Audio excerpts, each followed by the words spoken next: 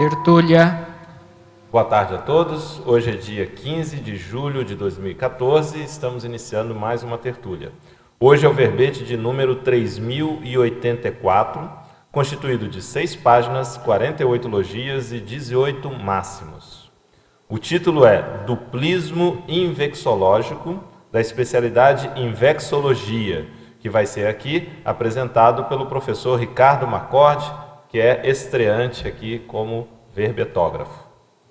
O professor Ricardo Marcord, ele é graduado em Biologia, brasileiro, natural do Rio de Janeiro, voluntário da Conscienciologia desde 2008, docente de Conscienciologia desde julho de 2010 e é tenepsista desde agosto do ano passado. Definologia. O duplismo invexológico é a aplicação da técnica da dupla evolutiva pelo casal de inversores, homem e mulher, com base na união cosmoética e na prática da interassistencialidade, a partir da materialização das ideias intermissivas por meio da produção de GESCONs sinérgicas, as proexes pessoais e grupais, visando a sustentação da Invex e a conquista do complexo A2. Na pensenologia, nós destacamos o holopensene pessoal da interassistencialidade invexológica, os ortopensenes fortalecendo a relação A2, o holopensene A2 da invexologia e da duplologia, a convergência pensênica cosmoética do duplismo invexológico. Na fatologia, o duplismo invexológico, o relacionamento A2 com objetivos interassistenciais, evolutivos e proexológicos, a antimaternidade produtiva, a anticompetitividade, o mini-complexo diário conquistado, a participação dos duplistas no grupo de inversores existenciais, o GRINVEX, potencializando as pesquisas invexológicas. Na parafatologia destacamos a invexologia e a duplologia como disciplinas prioritárias a serem estudadas nos cursos intermissivos avançados. A consolidação da conexão com os amparadores extrafísicos na assistência realizada pela dupla evolutiva de inversores. E o preparo do casal de inversores para a pré-intermissiologia. A seção detalhismo conta com a divisão detalhismo conta com 11 máximos. Na divisão argumentologia, nós destacamos a listagem aqui do item realizações, que contém 15 variáveis e respectivos indícios de realizações pela consciência inversora a partir da junção teática das técnicas da Invex e da dupla evolutiva. Vale a pena conferir. Na remissiologia, destacamos aqui os seguintes verbetes: autodiscernimento afetivo, duplo karma, duplismo libertário, predisposição ao duplismo, senha pré-duplista. A frase enfática: o casal optante pelo duplismo invexológico tende a amadurecer mais rápido, devido às práticas diuturnas da megafraternidade e da interassistência universalista, extensiva ao cosmos. Questionologia. Você, leitor ou leitora, aplica as técnicas da inversão existencial e da dupla evolutiva? Em caso afirmativo, quais realizações já conquistou a partir dessa vivência? A bibliografia conta com 3 referências. E a mega-análise? Nós temos os seguintes tópicos: teática, parceria, cosmoética, convergência, interassistência, megafraternidade, maxiplanejamento, anticompetitividade, cosmopensenidade, invexopensenidade, neopensenidade, discernimento, desassédio, sinergismo, neogescons, evoluciologia, conviviologia, proexologia, invexologia e duplologia. Bom, professor Ricardo, nós já temos aqui algumas questões dos teletertulianos, mas sempre nós solicitamos no início para que o verbetógrafo coloque os motivos ou razões que levaram a escrever esse verbete, né? Então, se você poderia colocar aí para a gente o que fez você abordar esse assunto do duplismo infecciológico? Então, Lógico, primeiramente, agradeço a oportunidade de estar aqui, né? Em relação ao verbete, o que acontece? É um tema que sempre me chamou a atenção. Eu sempre fiquei pensando assim, com quem tem que programar a minha vida? Com quem eu tenho que estar nessa vida? E no começo a gente faz aquela busca meio perdida, de tentar encontrar assim, não, como é que eu encontro? Eu tenho que avaliar o quê? Quais são meus traços, né?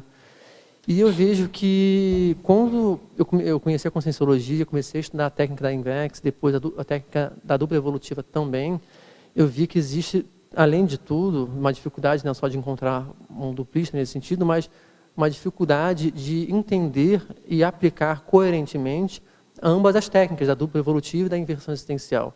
Então, eu peguei o meu caso com a Flora, e comecei a analisar assim, o que levou a começar a nossa relação. Quais são as potencialidades? Qual o nível de coerência que nós começamos a buscar, aplicando ambas as técnicas em relação à nossa ProEx? Então, a partir disso, me veio a ideia. Bom, com base nessa pesquisa, eu considerei muito válido transformar isso no verbete, até para ajudar um pouco o pessoal a desmistificar e esclarecer mesmo, assim, de forma técnica, o que representa aplicar ambas as técnicas, no caso, né? Então, muito bom. Então vamos à primeira questão. Ao verbetógrafo, professor Ricardo. Fatologia, página 8, segunda linha.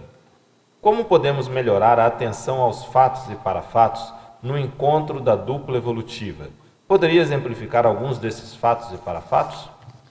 Então, isso é uma coisa engraçada, né? As pessoas, quando elas tendem a procurar assim, como formar uma dupla evolutiva, né? Elas tendem a analisar as outras pessoas de forma objetiva, mas apenas os traços das pessoas, mas esquecem de analisar qual a relação que nós temos com essas pessoas. Então, é comum muitas pessoas chegarem assim, não, vou fazer um checklist do que eu quero num duplista ideal. Só que começa a pensar muito nas suas necessidades pessoais e esquece de ver assim, qual a relação que eu tenho com essa pessoa?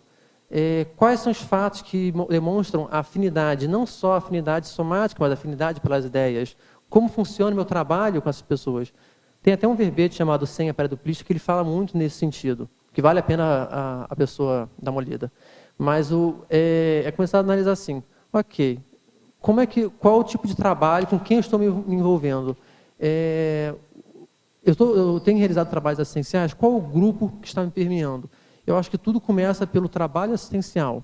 Se a pessoa tem um foco na ProEx, um foco no amadurecimento consciencial, tem que ter uma base assistencial logo de cara. E aí você vai analisando, eu trabalho bem? Eu me dou bem com essa pessoa? Eu tenho alguma sinalética energética com essa pessoa? Então, existem mini fatos e, claro, fatos maiores, no sentido de projeção, de retrocognição, mas que não necessariamente nós temos que buscar o macro, mas olhar a nuance. O que hoje me faz trabalhar de forma sinérgica com determinada pessoa. Analisando essas inter-relações, eu considero que é a melhor forma para a pessoa ela conseguir buscar e achar de fato outra consciência que possa constituir dupla evolutiva. Porque as pessoas também às vezes têm a tendência a achar, dupla evolutiva, eu vou ali na lojinha e compro um ticket e ela vem pronta, né? Mas na prática não é. É muito uma questão dela de ser uma construção. Então, ver assim, quais são os potenciais que eu vejo de relação que eu posso ajudá-la e ser ajudado. Então, posso colocar, Lógico? É interessante assim, né, já que é o duplismo, né, então, no meu caso pessoal, né, com o Ricardo, eu tinha muita visão fantasiosa de que eu vou encontrar a pessoa e eu vou ter uma retrocognição com essa pessoa. É claro que existem sinaléticas de amparadores que a gente pode identificar, às vezes, no encontro, às vezes a pessoa toma um banho energético, mas a gente não pode ser ingênuo de achar que a gente teve relações com muitas pessoas no passado. Então, essas afinidades, às vezes, elas podem ser confundidas. Então, vale a pena a pessoa ter o discernimento de achar assim, qual é o meu objetivo de vida? Né? No momento em que eu e Ricardo a gente começou o nosso relacionamento, nós estávamos num objetivo de vida em comum. Até hoje a gente tem isso e futuramente também. Né? Então, assim, nós trabalhávamos na Sinvex, a gente participava do Greenvex, ele era meu braço direito na coordenação do núcleo no Rio de Janeiro da Sinvex, era meu melhor amigo. Então, assim, às vezes o duplista ele está do nosso lado e a gente não vê. Então, eu tive outros relacionamentos e o Ricardo sempre permeando a minha vida, eu achando que eu vou ter uma conexão, uma grande ideia, uma grande retrocognição. E, na verdade... Baixar um parador e falar, é ele. É, não até... é assim. Então, assim, e foi uma história interessante, até porque... Quando ele se posicionou para, né, tentar me convidar para sair ou alguma coisa do tipo, e a gente era super amigo, a minha primeira reação era assim, não, o trabalho da Sinvex vai por água abaixo, porque se não der certo, nós dois, né, como um braço direito um do outro. E eu tive, assim, no meu caso pessoal, eu tive a inspiração do próprio amparador de função da Sinvex no momento. Teve que baixar mesmo. Mas, nesse caso, assim, vale as pessoas pararem de fantasiar mais essa questão do duplismo e entenderem que, às vezes, ver o foco na ProEx. Que as coisas, os fluxos das pessoas, as próprias oportunidades, tanto de relacionamento quanto de trabalho, tudo isso vai entrando no fluxo da ProEx. Então, como a gente já estava num fluxo em conjunto, isso tudo otimizou para que a dupla evolutiva seja conquistada dia a dia. Não é uma coisa assim, pronto, no primeiro beijo já somos dupla evolutiva. Não é por aí, né? Tem muito mito sobre isso, né? Então, as pessoas acham que é a pessoa, né? Pronto, né? É a alma dupla, gêmea. e aquilo acaba às vezes bloqueando e impedindo muita coisa. Né? Agora, uma coisa que é interessante avaliar é que se durante o curso intermissivo nós programamos uma série de estratégias mais otimizadas para essa vida, né? Ou seja, a ProEx como um todo, é de se pensar que seria muito inteligente da nossa parte também programar quais são as relações mais otimizadas nesse sentido. Então, uma coisa que me chamou a atenção, a gente estava até conversando sobre isso ontem, na verdade, logo antes da gente começar a se relacionar, eu tinha interesse em outras pessoas, só que estava interesse assim meio que... Não tinha interesse genuíno, era mais assim, se acontecer, aconteceu. E teve um dia que todas essas vontades sumiram instantaneamente e se voltaram para ela. E aí o que eu comecei a pensar? Se é o mais inteligente nós programarmos, inclusive, nossa proposta de dupla nessa vida, logo eu consegui reconhecer a outra pessoa dessa programação, não deixa de ser uma recuperação de cônjuge.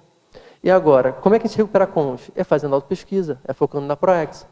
Então, a melhor forma realmente é essa. Quando eu comecei a me ligar nisso, eu falei, nossa, que interessante. Não deixa de ser uma recuperação do que eu programei. E aí a gente começa a se achar nesse sentido. Sem dúvida. Né? Acho que o caso de vocês é bem ilustrativo nesse sentido. A gente tem uma síntese, a gente fala muito na questão da proexologia, que é a meta é proex, dupla é consequência. Então, acho que o primeiro compromisso da pessoa é com o trabalho que ela está fazendo. E é óbvio, se a pessoa está na linha da sua ProEx, é óbvio que a questão da dupla, a tendência é ela aparecer. Exatamente. Entende? A tendência é essa. Porque a pessoa está fazendo. Então, às vezes, a pessoa ela inverte essa lógica. E aí que está o problema. Ela, não, primeiro eu vou arrumar uma dupla para depois eu poder realmente fazer o trabalho. Ela usa como desculpa. Não vai acontecer uma coisa nem outra. Oi? Ela usa como desculpa também. Desculpa. Assim, não posso alavancar minha evolução porque não tem uma dupla. Gente, uma coisa independe da outra. Agora, uma coisa potencializa a outra. Então, justamente. Tem que ver qual que é a prioridade que vem primeiro. Né? Justamente. Continuando aqui. Fatologia, página 9, segunda linha. Essa certeza íntima de ninguém perder ninguém ao longo da evolução é uma ideia inata? E quando um dos componentes da dupla não a tem, o que se pode fazer? Olha, essa certeza íntima, a gente vem com base no quê? No estudo do próprio paradigma. Em que sentido? Se nós consideramos a hipótese de termos múltiplas vidas, e a evolução ser um processo crescente ao longo de múltiplas vidas, e que a afinidade não cria-se do zero, não a geração espontânea, é algo que você constrói com qualquer traço, com qualquer relação nesse sentido. É lógico que, eventualmente, nós vamos voltar a atrair pessoas que são afins com a gente. Então, quando a gente fala assim, ninguém perde ninguém, não deixa de ser até certo ponto também uma ideia inata, mas é um estudo objetivo no sentido de que, se eu tenho afinidade, eu vou voltar a reencontrar aquelas pessoas. Eu sou aquilo que eu penso, eu me relaciono com aquelas ideias que eu penso. Não há lógica em se relacionar com ideias que sejam divergentes nesse sentido. Então, se hoje nessa vida, estou criando uma afinidade muito maior com a flora, né, por exemplo, tem muito sentido que essa afinidade que potencializa a autopesquisa, que potencializa o autodiscernimento, que potencializa o amadurecimento consciencial, que eu vá fazer trabalhos até mais avançados futuramente com ela. Por quê? Com ela, quem tem mais afinidade, e com o processo do duplismo, ele permite a junção de não só de dois equipex, mas de dois grupokarmas, que cada um vai ter mais afinidade. Então, isso também, inclusive, trabalha com o processo de resgates futuros. Agora, é para se pensar. Tem cabimento você achar que você, hoje, que tem afinidade com uma pessoa, você nunca mais vai encontrar com ela? Considerando o processo evolutivo ao longo de múltiplas vidas? E o paradigma consciencial, né? Exatamente. Maniologia, página 10. Como realizar a extinção da mania de fazer média afetiva? O que é fazer média afetiva na prática? Isso aí é uma coisa engraçada. Isso aí, muitos casais têm esse processo assim. A pessoa pergunta, você acha que eu estou... Perguntas clássicas, né? Acha que eu estou gorda, acha que eu estou feia, acha que eu estou... Se você fala a verdade, é pior. É muito engraçado. Mas aí que isso. tá... Por que você está chorando? Você falou que eu sou gorda, você perguntou. Mas as pessoas têm essa tendência assim, ou com um ou outro, tanto faz, pergunta algo querendo um reconhecimento, ou querendo que seja passado a mão na cabeça, ou às vezes é um processo de baixa autoconfiança mesmo, né? Falta de autoconfiança. A pessoa fala, não, mas olha, você está ótima... Às vezes a média ela pode ser estrategicamente interessante para fazer algo maior, só que conforme a gente vai trabalhando com o processo da intimidade, a tendência é o quê? Que as vergonhas, que o medo de ser sincero suma. E que você seja autêntico, que exija uma autenticidade pura, explícita, entre ambos os componentes. Então, quando existe uma autenticidade, né, essa questão da honestidade, e um entende, compreende completamente o outro, no sentido de que, não, estamos conscientes em amadurecimento, perde o sentido em você fazer a média. Por quê? Quando você falar alguma coisa para ela, não interessa o ponto que seja, claro que sempre da melhor forma possível, da forma mais clara e pontual, não há por que a outra pessoa se sentir envergonhada, se sentir diminuída, se sentir mal nesse sentido. Então, a média é quando nós não queremos expor a condição do outro. Agora, não estou falando assim, não é chegar a meter o dedo na cara e falar assim, você está ruim, precisa amadurecer, imaturo. Não é por aí. Só que você também não pode ficar enganando a pessoa. Porque senão, como é que fica a cosmoética nesse sentido? Como é que fica o processo de interassistencialidade? Se você faz média com a sua dupla, que dirá fazer média com as outras pessoas? Se com ela você não consegue ter um nível de autossinceridade pleno, a ponto de não ter problema com isso, como é que você vai trabalhar com assistência atacadista? Então, quando a gente fala de INVEX, fala de dupla evolutiva, que são técnicas de otimização máxima da vida, e técnicas que mexem com os traços pessoais, a tendência é que realmente essa necessidade de média, de TACOM, às vezes, suma. Né? É o melhor exercício, é o primeiro e melhor exercício para trabalhar mega fraternidade e interassistência. Né? Só para complementar, né, Loche, eu acho que o mais sério dessa questão da mania, da média afetiva, é o casal até às vezes se desviar da ProEx. Por exemplo, às vezes o casal está insatisfeito com algum traço, um do outro, e vai empurrando com a barriga, e vai por conta da média, porque quando a gente expõe alguma coisa, às vezes instiga a tal da DR, né, discussão da relação, isso acaba gera incômodos, né? Então, às vezes, o casal ele pode ir passando por cima dessas situações e, às vezes, um dos dois ou ambos vão ficando insatisfeitos e acaba tendo até perda de força mesmo do trabalho que eles estão fazendo. Então, fica um fazendo média com o outro, fica, não, deixa isso para lá, olha, não vou nem discutir, não, deixa isso. E vai passando 1 ano, 2 anos, 3 anos, e a oportunidade de fazer assistência no maior qualidade, a oportunidade até de conhecer uma outra pessoa, de terminar aquele relacionamento, vai passando e eu acho que vai gerando interprisão. Então, essa questão do duplismo é o inverso, é o glasnost, é a gente conseguir tentar se relacionar de uma maneira mais franca, mas também sem excessos, né? Então, às vezes, aquele casal que tudo que um faz, fala, não, olha, você tem que ir para a conscienciaterapia, você tem que fazer isso, você tem que... O ter que e apontar o dedo na cara do outro também torna um relacionamento não sadio, né? Isso vira até um discurso moralista entre a dupla. Exato. Isso não é uma coisa ruim. Dentro desse ponto, tem até uma técnica que eu coloquei aqui, escrita no verbete, acho que tem tecnologia, não lembro agora, que é a técnica do mapeamento das insatisfações entre o casal. Porque o que acontece? Se existem insatisfações e as pessoas não lidam com isso, eventualmente aquilo vira uma bola de neve. Por quê? A tendência é focar apenas no trafar, focar apenas no intrafísico, focar apenas na vontade própria. Quando nós abrimos esse leque e trabalhamos com essa questão dos traços pessoais, de forma sincera, a tendência é que nós foquemos o quê? Na solução, foquemos no trafor, foquemos na assistência. Então, esse ponto é muito sério de eliminar essa necessidade de média, porque a média ela visa o trafarismo e não o traforismo, nesse sentido. Como, assim, de forma mais geral, não quer dizer que todos os casos sejam, mas num contexto maior não deixa de ser. Perfeito. Quer falar? Só continuar, depois a gente volta nesse tema. Ok. Uhum.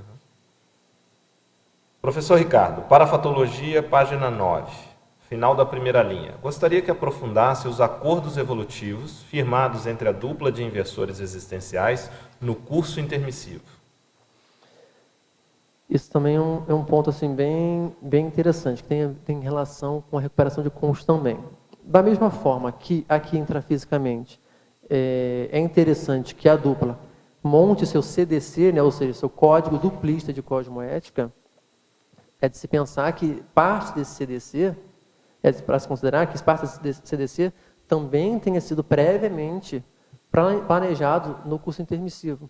Então, esses acordos firmados não deixam de ser justamente a visualização, a visão de conjunto da ProEx futura, em conjunto, no caso, né, a 2, pensando assim, quais serão nossas cláusulas pétreas, né, do nosso código pessoal de cosmoética, nosso código duplista de cosmoética, que nós iremos atuar em maior escala nessa vida, nessa próxima vida.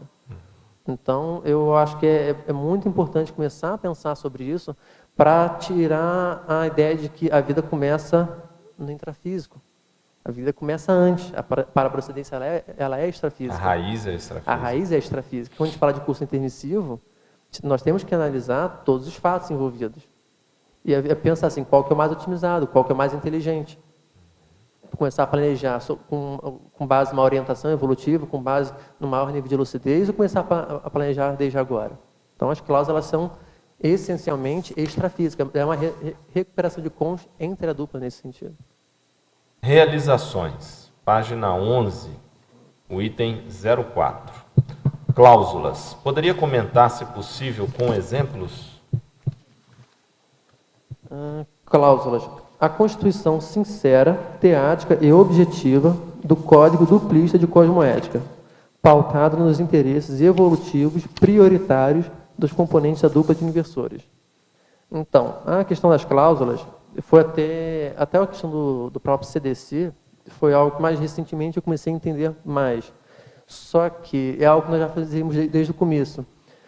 Por exemplo, no começo da relação, como todo ajuste de relação, sempre tem algumas divergências, algumas discordâncias, o que é normal, faz parte. E nós começamos a ver o quê? Existiam traços pessoais, condições pessoais e em dupla que muitas vezes geravam conflito. Conflito porque muitas vezes faltava um nível de reflexão maior sobre aquilo. Então, já naquela época, eu lembro que nós fizemos, acho que umas 3 ou 4 vezes, não lembro agora, um acordo entre a gente falou assim, olha, o bicho está pegando. Tá pegando a sede, nós estamos ficando irritados, estamos ficando azedos, tem alguma coisa errada. Por quê? O que está acontecendo? A gente parava para analisar os fatos, o que levou àquela situação.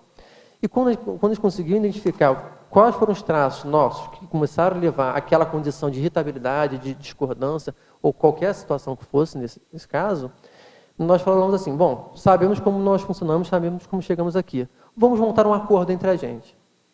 E isso era uma coisa engraçada, que nós escrevíamos isso no papel, colocava assim, acordo entre a dupla na data tal, tal, tal. O que nós não podemos fazer, como é que nós funcionamos. Então, sempre que aparecer tal determinada situação, lembrar da conversa que nós tivemos naquela época, lembrar do acordo estabelecido entre a gente, lembrar de que, não, o bicho está pegando, para e fala, Flora, o Ricardo, tem alguma coisa acontecendo, não sei o quê, vamos sentar e vamos conversar. E o engraçado é que a gente escrevia isso tudo no papel, depois a gente colava, assim, a gente escrevia numa folha, depois eu fazia uma cópia à mão mesmo, e cada um colava na parede em frente à sua mesa de escritório, né? Isso naquela época... Assinado. E nós assinávamos assim, é o CDC, eu atesto que não vou cair novamente nessa mesma besteira. Por exemplo, um exemplo, é porque assim, o código, ele é algo assim muito prático. Então, por exemplo, uma das nossas cláusulas era assim, não dormir brigados, sabe? Não dormir. Enquanto não resolver o negócio, a gente não vai passar essa noite, entendeu? Não dorme com desacordo. Até isso é coisa até da vovó, que falava, nunca durma com seu marido, brigado, alguma coisa desse tipo.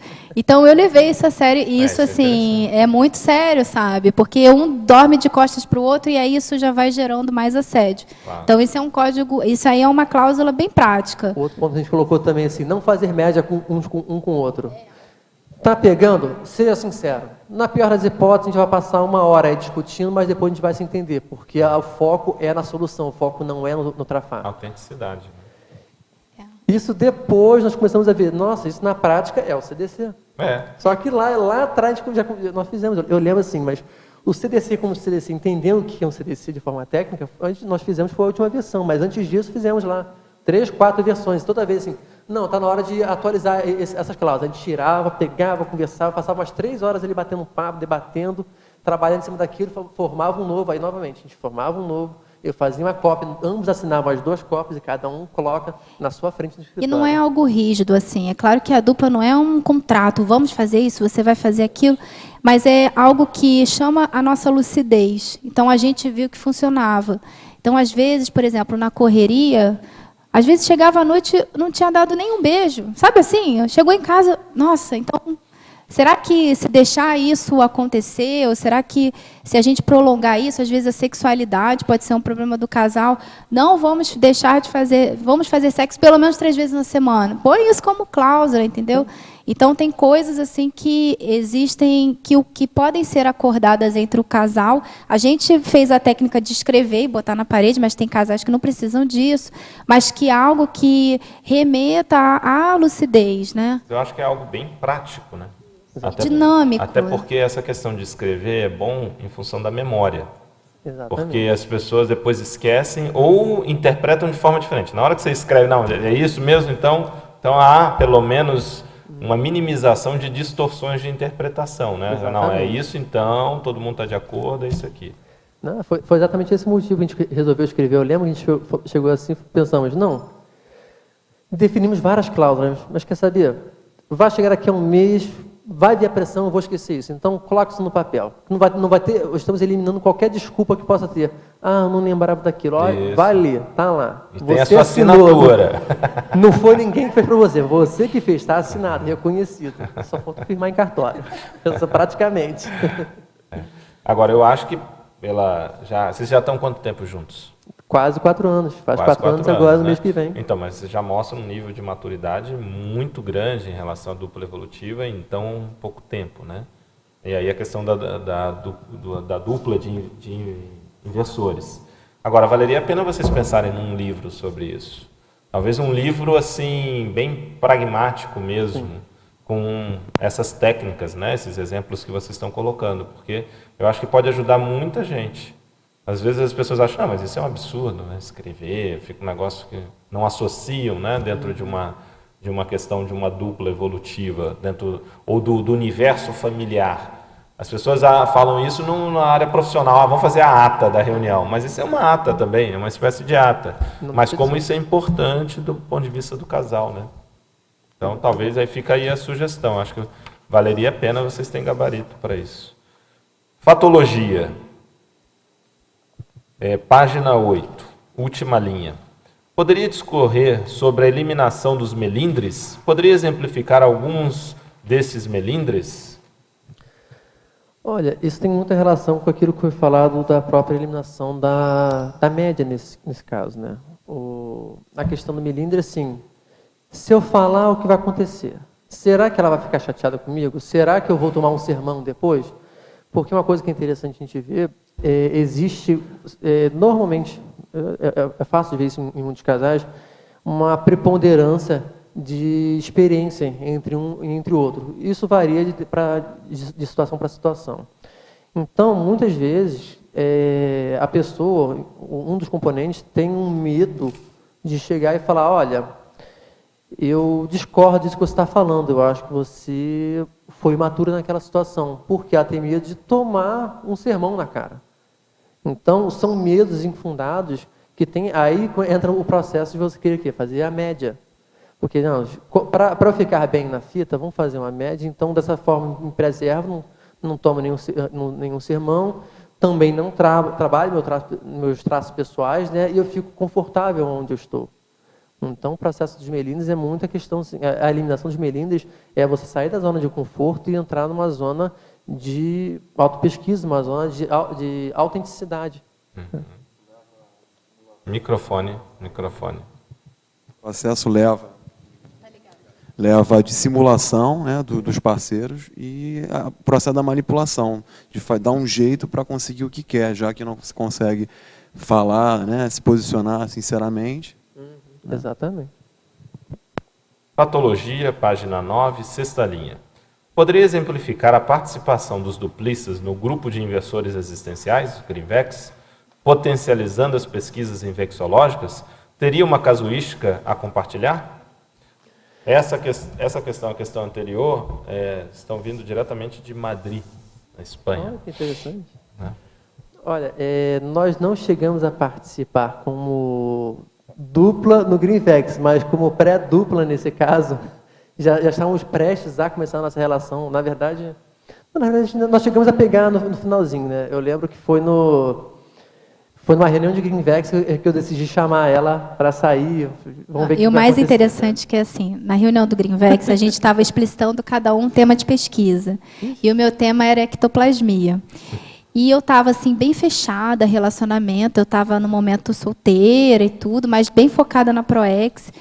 E no dia que ele me chamou para sair, foi no dia que eu apresentei meu trabalho e tinham várias cláusulas assim para a questão da ectoplasmia que eu botei assim, bom, primeiro, dupla nem pensar agora, assim, mas eu estava tão fechada assim, dupla nem você pensar. Você está vendo o trabalho que eu tive, né? Não foi fácil. Aí você falou, eu tenho um livro lá em casa de ectoplasmia, você não quer ver? E ele me deu o livro. Ai, não, eu te dei foi o... essa é sob medida, né? A cantada sob medida. Eu tinha dado um livro de ectoplasmia para ela, estava estudando, então, de presença, querendo fazer uma pesquisa toda. Mas o livro melhor está lá em casa, você tem que ir lá.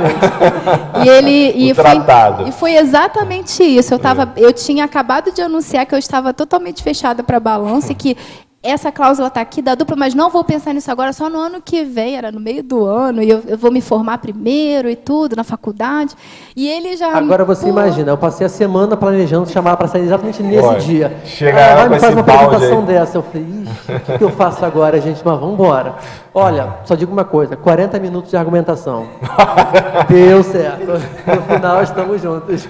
Valeu a pena, é isso aí. Valeu a pena. Agora, a questão do GRINVEX, ele ajuda... É claro que, assim, a pessoa não vai para participar da reunião do GRINVEX para procurar dupla, né? Não é o ideal. Mas, por conta das afinidades e da questão da ProEx, dos temas de pesquisa, isso auxilia muito a gente estar no nosso grupo ali, né? O GRINVEX, ele funciona muito como um aglutinador de amigos intermissivos, de pessoas afins. Então, a tendência é que, igual as pessoas falavam assim, né, o Felipe ajudou muito, né, nesse processo nosso do namoro, né? Foi um dos cupidos.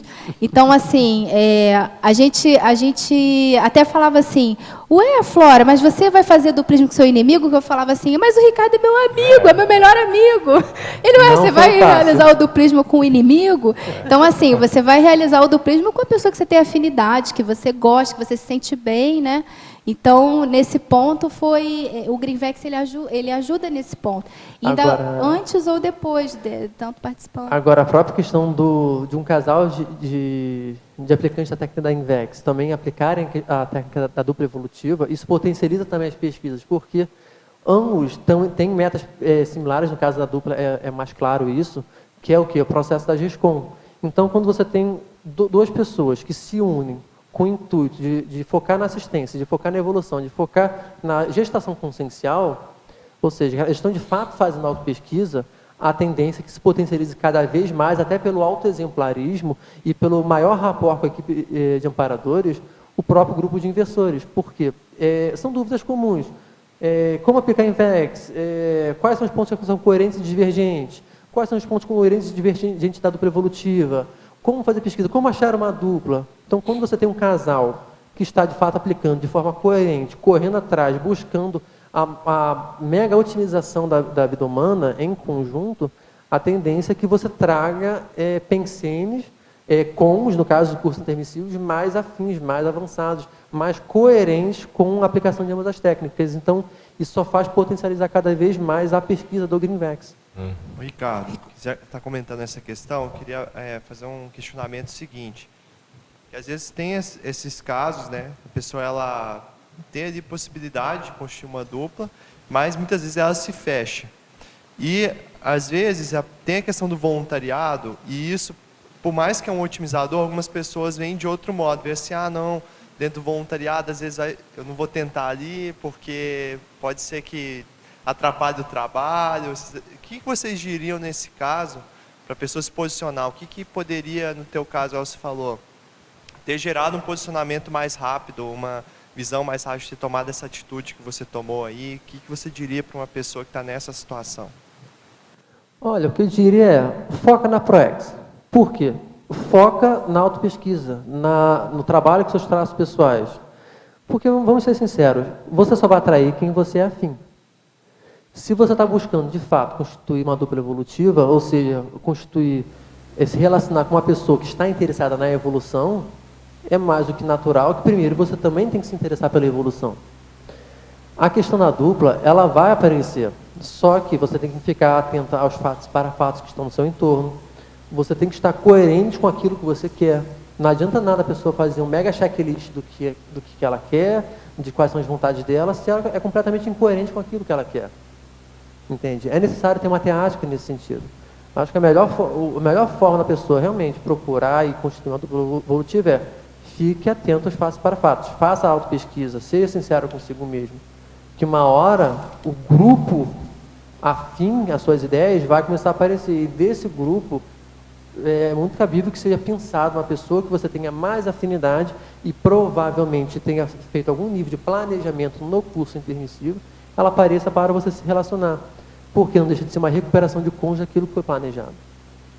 Ricardo, eu não sei se já foi comentado, mas talvez seja até uma outra abordagem. Na Fatologia, página 8, no finalzinho, na última linha, você traz aí a autoconfiança mútua, eliminando o ciúme e a possessividade. O que eu queria saber é o seguinte, no caso de haver lá uma constituição, uma parceria, uma união, onde as pessoas assim identificam que um dos parceiros tem menos autoconfiança que o outro, né? E isso acaba culminando nesse processo de ciúme e possessividade. Não sei se isso aconteceu com vocês, mas dentro da sua pesquisa, de que modo você pode colaborar para o parceiro ou a parceira melhorarem esse aspecto? Entende? Assim, de que modo você pode facilitar esse processo para que essa pessoa se sinta mais autoconfiante e não caia nesses processos que são mais prejudiciais, né, à dupla? Olha, eu diria o seguinte, foca no trafor da pessoa, foca nas conquistas dela, porque o que acontece? Uma pessoa que ela tem problema de autoconfiança, ela tende o quê? Ela tende a focar mais no trafar, no que ela não conquistou, ou no que ela considera que ela fez errado, do que focar nas conquistas. Então, ela naturalmente fala assim, eu sou menos capaz. Só que muitas vezes ela esquece de ver o quê? O que ela conquistou até agora? Quais são os méritos dela? O que torna ela um potencial? O que torna ela quem ela é? Entende? É um conjunto de traços? Claro que é um conjunto de traços. Só que o que leva ela para frente não é o trafar, é o trafor. E como é que você supera um trafar? É com base no trafor. Então, quando você tem uma condição de uma relação onde você vê essa situação, a melhor forma é senta, mostra para ela quais são as conquistas dela, mostra para ela quais são os pontos de maturidade dela e naturalmente, aos poucos, até com a sua orientação, com a orientação da pessoa, mas com, claro, muito cuidado nesse caso, você vai começando a ter maiores brechas para mostrar assim, olha, se você é tão coerente nesse ponto, você é um grande potencial, por exemplo, você é um cara que trabalha muito com assistência, você é muito assistencial. Não tem muita lógica você ter problemas de autoconfiança, de ego, entende? Como é que você consegue ser tão divergente ao mesmo tempo? E você começa realmente a pontuar, faz o que eu posso sugerir assim, faça com a pessoa uma lista de conquistas dela, uma lista de trafores dela, que ela vai ver que os trafores vão começar a ficar pequenos. E ela vai começar a ver, nossa, agora com esses trafores que eu tenho, que eu começo a reconhecer, eu posso superar esses trafores. É porque, diante desse quadro, o que pode acontecer é uma comparação, né? Que aí entra num dos antagonismos, exatamente, até que você menciona lá na frente, competitividade ombro a ombro. Exatamente. E a ideia não é esse tipo de atitude. Exatamente. Desculpa, você quer falar? Não, o que eu quero falar assim, é a questão, quando a pessoa começa a focar no trafor, porque acontece? Quando a pessoa foca muito no trafar, não deixa de haver, até certo ponto, um nível de competitividade e, obviamente, conflitividade. Então, quando ela começa a mudar, a parar de focar no que é ruim e focar no que é bom, você começa a exaltar o outro no que ele é bom e ajudá-lo a potencializar no que é bom, você automaticamente para de competir com a pessoa. Porque senão, quando você foca no trafar, muitas vezes o outro ele pode se sentir numa condição de estar recebendo um discurso moralista. E quando a pessoa se sente nessa condição, ela vai se sentir num nível de competição. Falar, poxa, eu sou ruim, ela é melhor. Então, eu preciso ser melhor para poder superar. Aí ela começa a tomar como base de referência, em até alguns casos, uma base de idolatria, o outro parceiro. E aí começa todo um processo cada vez mais sério da competitividade. Por quê? Falta focar no trafor, falta você querer ajudar genuinamente o outro. Essa questão da competitividade também é uma cláusula nossa, assim, desde o início. Como a gente trabalha junto, a gente tem, né, a questão do voluntariado, vão ter momentos, eu acho que em qualquer casal, às vezes você vai se destacar mais, o outro menos, um vai estar, às vezes, numa condição de liderança dentro de uma instituição, de alguma coisa, e o outro não vai estar. Então, isso tudo, desde o início, a gente tentou trabalhar assim, olha, não vamos ter competitividade. Vamos tentar ver qual é, vamos supor, o mega trafor do Ricardo é estabilidade, é uma pessoa extremamente estável, não tem oscilação de humor, assim. É o cara que está sempre de bom humor, está sempre muito fácil de conviver. Eu tenho outros trafores, que é, por exemplo, a questão da escrita também é algo que eu consigo. Então, alguma coisa assim, a gente troca, entendeu? Então, eu tenho mais verbete, vamos botar assim, já defendi. Ele, não, então vamos tentar botar isso em prática. Eu tenho mais instabilidade emocional, então ele é mais estável, vamos tentar botar. Não é a questão da gente ver assim, poxa, a Flora defendeu 3 verbetes, eu ainda não defendi nenhum, então eu preciso correr, porque eu preciso defender 4. Isso, às vezes, é comum, porque também não tem o apoio do outro parceiro ou parceira que, às vezes, é mais maduro naquele aspecto. Às vezes não tem aquele cuidado, aquela atenção, porque se a gente está junto, existe também um incentivo no que um é de melhor. Então, se eu sou melhor naquilo, eu vou incentivar ele, se ele tiver afinidade com aquilo, a também ser. Então, eu acho que o ciúme e a possessividade, ele gera em torno de também essa falta de confiança, às vezes de se sentir ameaçado pela presença do outro ou pela postura do outro. E cabe quem talvez reconheça que está ameaçando o outro, se colocar, não, então vamos levantar para ver qual é o ponto, por que ele está se sentindo ameaçado. Por aí. Parafatologia, página 9, quinta linha. Como funciona a consolidação da conexão com os amparadores extrafísicos na assistência realizada pela dupla evolutiva de inversores? Sim, achei. Nesse caso, como nós estamos falando de otimização da vida A2, quando nós começamos a focar genuinamente na ProEx, a tendência é que não só o grupo intrafísico vai aparecer mais afim, mas o grupo extrafísico também. Então, isso que é uma coisa interessante, porque nós começamos a trabalhar com assistência, começamos a mexer com ProEx, começamos a mexer com traços pessoais. Nós sentimos isso assim, ao longo da nossa relação, que o nível de inspiração de amparo foi aumentando. Por quê? Porque nós paramos de trabalhar, de pontuar a questão de competitividade, abrimos mão de traços que levam a ciúme, todos esses traços nosográficos. Quando conseguimos focar no que tem de mais positivo, vai ver o que tem de mais positivo. Então, a aplicação coerente da dupla, especialmente no contexto da Invex, ela tem um potencial de expandir muito a conexão com a equipe de amparadores. Uhum. Por quê? Porque é a condição mais otimizada. É aquilo que nós pensamos de mais otimizado no curso intermissivo. Eles não vão conseguir chegar no nosso lado se nós tivermos antagônicos a essa ideia. Quanto mais avançado é a Equipex também. Álver Betógrafo, Fatologia, página 9, final da segunda linha, de baixo para cima. Poderia comentar o duplismo invexológico enquanto caminho para a transafetividade? É possível formar um duplismo evolutivo com uma consim não intermissivista? É difícil afirmar o que pode e o que não pode nesse caso. Só que uma coisa que eu vejo é o seguinte, analisando pela ótica do paradigma consciencial, o que eu penso? Nós estamos falando de otimização máxima, do ideal, do contexto que vai mais ajudar, do contexto que será mais coerente.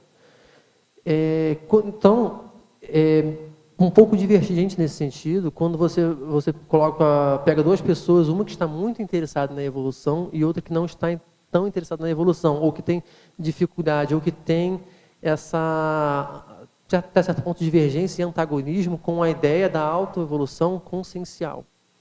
Então, assim, claro, a pessoa ela pode aprender, ela pode expandir as ideias dela, não é necessário ser um intermissivista, eu não colocaria nesse ponto. Só que o intermissivista é uma condição de potencializador. Que ela pode ter já ideias afins de outras vezes com a pessoa e já com ideias do paradigma consciencial, ela pode. Então, eventualmente, é difícil dizer, mas eu diria que ela até poderia formar algum nível de duplismo. Só que o limite vai ser o quanto que ela está afim ou não com as ideias da autoevolução pessoal. Permite complementar? Em tese, sim, é possível, né? Dentro do que você está falando aí, porque o que importa é se a pessoa quer realmente investir na sua evolução. Exatamente. A gente considera hoje, até dentro da Conscienciologia, tem um conceito do terceiro tempo evolutivo, né? De assistir aquelas pessoas que são potenciais candidatos ao curso intermissivo. Até porque o curso intermissivo ele não é seguro ProEx nesse caso.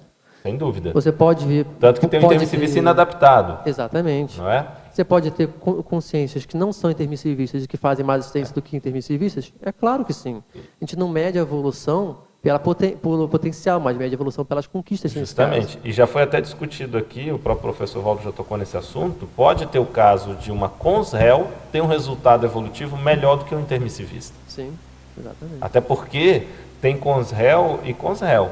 Sim. Por exemplo, o Rousseau é uma consréu. Sim. E ele vai ressomar, e olha a cabeça do Rousseau, quer dizer, na hora que decide fazer a coisa certa, e para o ponto certo, pode se fazer muito. Então, dentro desse contexto, a gente pode considerar aí, sim, é possível. Agora, claro, em tese, potencialmente, realmente sendo uma dupla de intermissivistas, ponto ótimo, com certeza. Só um minuto, só para complementar, no manual da dupla evolutiva, na página 73, tem um parágrafo que fala assim, curso.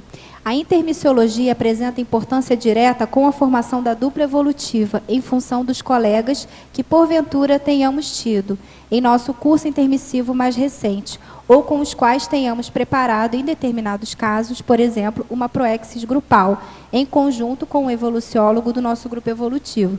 Então, assim, a gente está falando da condição ideal. Em tese, sim, né? Mas é importante, talvez, ele até estudar mais a questão do manual, para ver os tipos de duplas que tem. A gente está pegando um caso específico, que é o duplismo na INVEX, mas entre inversores, né? Mas tem entre reciclantes e inversores. Às vezes, esse reciclante não é intermissivista, então, tudo isso vai depender do caso, né? Perfeito. Binomiologia, página 10, segunda linha. Poderia aprofundar o binômio afetividade e sexualidade madura? Sim. Quando nós começamos a trabalhar numa condição de sinceridade, de autopesquisa a dois, a tendência é que os impulsos mais instintivos, mais somáticos, eles tendem a ser superados, mais controlados nesse caso. Então, quando a gente fala do binômio afetividade e sexualidade madura, estamos falando que da condição entre existe uma afetividade sincera, mega fraterna entre ambos os componentes, a ponto de não encarar a sexualidade como algo puramente instintivo. Mas como faz parte, é um processo necessário, uma demanda somática, só que é muito viável a pessoa ter uma relação onde a vida dela não se baseia, não gira em torno da sexualidade. Mas a sexualidade se torna uma ferramenta para domínio maior das energias, domínio maior do psicossoma, do holossoma como um todo. Então, é nesse ponto que eu estou falando aqui nesse verbete. Perfeito. Vamos lá? Ricardo, eu queria, na verdade, trazer duas questões. A primeira, você estava falando da questão dos fatos e parafatos no encontro da dupla. Uma condição que eu vivenciei, né, no encontro com o meu duplista, foi da necessidade de um preparo através das recins para que eu estivesse apta a ter um relacionamento que, né, dentro dessa condição de dupla evolutiva. Então, eu precisei me preparar muito tempo antes para que eu pudesse vivenciar essa condição, né? Eu acho que isso é importante também trazer, porque eu vejo que muita gente está querendo encontrar uma dupla, mas não está fazendo as recins necessárias para que isso aconteça. Dever de casa. Exatamente. Mas só para pontuar, assim, eu concordo exatamente, plenamente com o que você está falando, mas só para também não colocar de forma taxatória que, assim, só depois de fazer um mega preparo, uma mega recim que vai aparecer. Muitas vezes aparece no caminho. O importante é você estar no movimento de recim. Não necessariamente você tem que fazer a mega recim extrapolacionismo, não. As coisas mais emergenciais, né? Eu acho que, assim, pelo que eu entendi, que eram coisas mais emergenciais que tinham relação com o relacionamento a dois, né? Com o casal em si, que aí foram necessários. E a outra é uma pergunta, na verdade. Em parafatologia, na segunda e terceira linha, você coloca invexologia, duplologia, como disciplinas prioritárias a serem estudadas nos cursos intermissivos avançados. Sim. Isso foi uma condição de uma rememoração ou uma opinião sua? Como é que você chegou a essa conclusão aqui? Olha, em parte foi um pouco do estudo sobre a técnica da INVEX, da dupla evolutiva, em parte foi um pouco da minha experiência pessoal com a flora e também, em parte, também teve um pouco de rememoração de alguns flashes do próprio curso intermissivo, onde eu vi uma relação maior com a flora. O que eu vejo é o seguinte: o que é ProEx? ProEx é mexer com traços, ProEx é mexer com reciclagem, essencialmente falando. Tem a parte executiva, mas a parte executiva é um reflexo das recins que são feitas pela consciência. Se eu estou estudando qual a forma mais otimizada para, na minha próxima vida, eu trabalhar os meus traços pessoais, é muito inteligente que eu pare e pense, ok, quais são as melhores técnicas que eu posso aplicar em vida intrafísica e que me ajude a recuperar os cons do curso intermissivo para que eu possa alcançar o completismo de forma mais otimizada, falando. Então, o que é a INVEX e a dupla evolutiva? A INVEX é a técnica onde eu vou fazer um max planejamento para materializar da forma mais otimizada, vou convergir todos os meus esforços para que eu possa fazer o máximo de recins, para que eu possa ser um completista nessa vida. Então, é o melhor nesse caso. E a dupla evolutiva, ela também visa o que? A otimização máxima dessa vida humana, focando na produção de gestação consciencial. E não se faz GESCOM sem fazer RECIM. A GESCOM é reflexo da intraconsciencialidade, do nível de RECIM da pessoa. Então, quando a gente para pensar nisso, é o que tem de mais avançado na hora de eu estudar no curso intermissivo, para que quando eu ressomar, eu traga essas ideias como ideias inatas. Independentes de técnica ou não, mas que eu já trago os fundamentos da INVEX, os fundamentos da dupla evolutiva e comece a aplicar, mesmo que em primeiro momento de forma instintiva, intuitiva e eventualmente de forma técnica com a recuperação de cônjuge, do meu curso intermissivo. Qual que é o melhor? Qual que é o mais otimizado? Quais são as estratégias? Qual que é o mais inteligente para eu evoluir? Nesse ponto, se você para pensar, tem cabimento que seja. Além disso que você falou, se eu não me engano, tem um capítulo dos 700 experimentos que fala das disciplinas do curso intermissivo. Né? E se eu não me engano, tem essas duas especialidades. Porque partindo tem dessa lógica... também em relação então vale a pena conferir também. Porque partindo dessa lógica, eu sei até que foge um pouco da própria proposta do verbete, mas outras técnicas também, né? Como a própria RESEX e a TENEPS, porque a RESEX entra aí também como uma outra opção, no caso, né? Dependendo do Mas processo vale a pena conferir. intrafísico. Lá no 700 tem uma listagem com os temas. Do curso intermissivo avançado, inclusive, né? Temáticas de curso, de aulas do curso intermissivo avançado. Isso. Vale a pena reforçar o seguinte, aqui no verbete o foco realmente é o duplismo invexológico. Não estou dizendo aqui que as únicas disciplinas mais avançadas sejam INVEX. Sim, com certeza. INVEX. Naturalmente, da TENEPS, a RESEX, assim como outras técnicas, certamente fazem parte do estudo do curso intermissivo. Mas esse, com certeza, fica óbvio que são dos temas estão entre os temas mais avançados. Até porque esses dois assuntos, INVEX e dupla evolutiva, eles vão, até certo ponto, são subversivos em relação à sociedade. Exatamente. Vão em aspectos bem, vamos dizer assim, pilares básicos da sociedade atual, né? Como casamento, como a questão da maternidade, né, dentre outros elementos. Então, do ponto de vista de renovação, essas são das mais de ponta. Por isso que são tão polêmicas e por isso que a INVEX é tão polêmica também. Porque ela vai de encontro direto aos valores pessoais. Isso. E sociais e os os zeitgeist, né? Só que o zeitgeist amplo, né? De muitos séculos. É a interconsciencialidade, né? Entendeu? Vamos lá. Ricardo. Desculpe, ela estava na frente. Tá? Muito bem, então. Ricardo. Ladies first, forever. Em Parafatologia, página 9, quarta linha.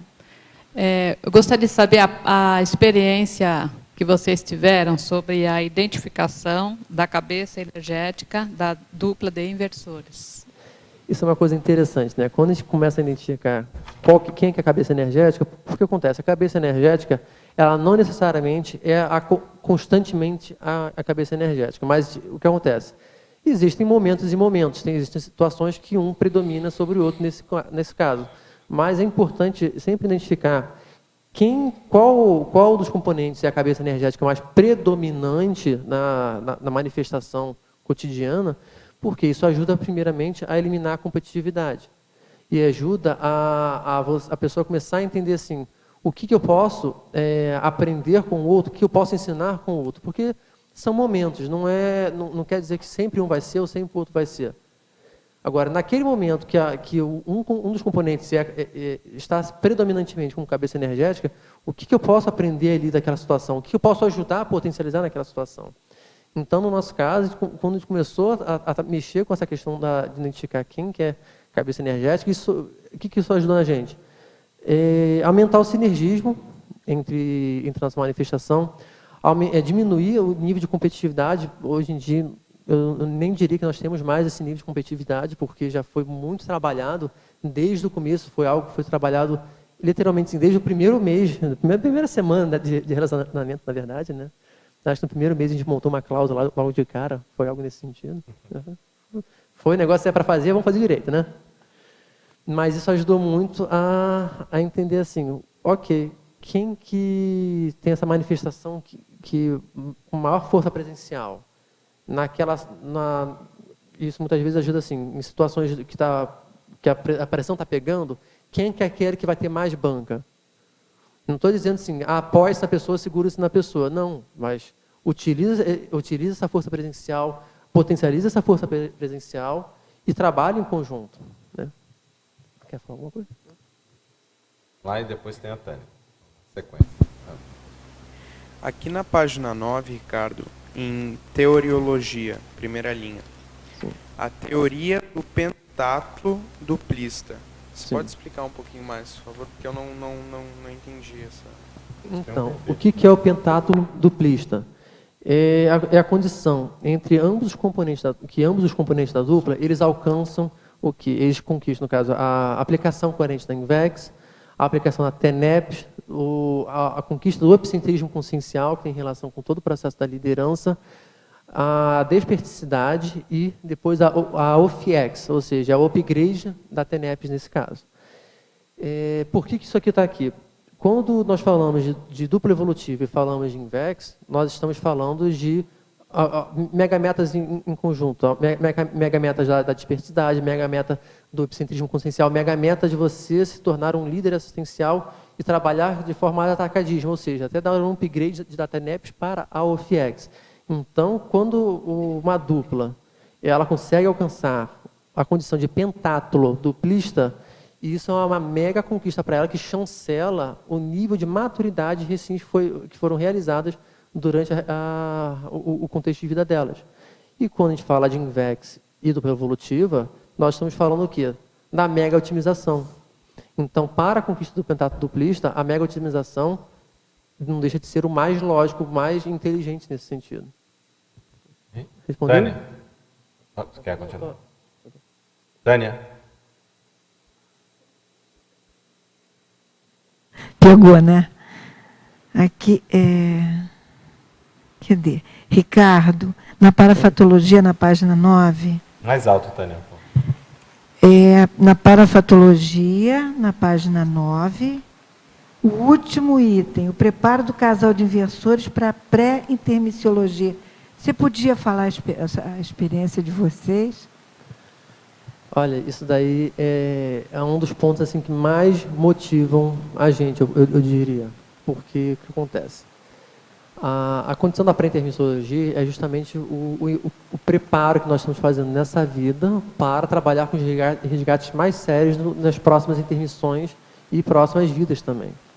É o quê? O resgate do nosso grupo karma mais sério do passado, aquele grupo karma que nós vamos montar como equipe, eventualmente, até equipe de amparadores, equipe de líderes interassistenciais. E nós vamos exercer e chancelar até a nossa própria identidade extra, nossa identidade assistencial, consciencial. Então, quando nós estamos aplicando a técnica da INVEX e da dupla evolutiva, nós estamos sempre pensando da seguinte forma: o que nós precisamos melhorar, quais são nossos traços que mais propulsionam a assistência, que mais vão nos ajudar a ter lucidez e trabalhar de forma mais séria com o nosso grupo karma. Porque nós avaliamos assim, qual que é o nosso grupo karma atual, no contexto de família nuclear, de amigos mais próximos, de pessoas que nós convivemos mais. Será que esse é o mais sério? O que esse grupo traz para a gente, que nós trazemos para esse grupo? Será que esse grupo nós vamos levar para frente? Como é que é isso? No que eu posso ajudar cada pessoa dessas a alcançar o seu próprio nível de liderança assistencial? E isso não deixa de ser um preparo para a pré-intermissiologia. Ficou claro? Ficou. Só complementando rapidamente, a questão do preparo, por exemplo, às vezes um componente do casal pode ter uma percepção de que o outro viveu na Roma Antiga.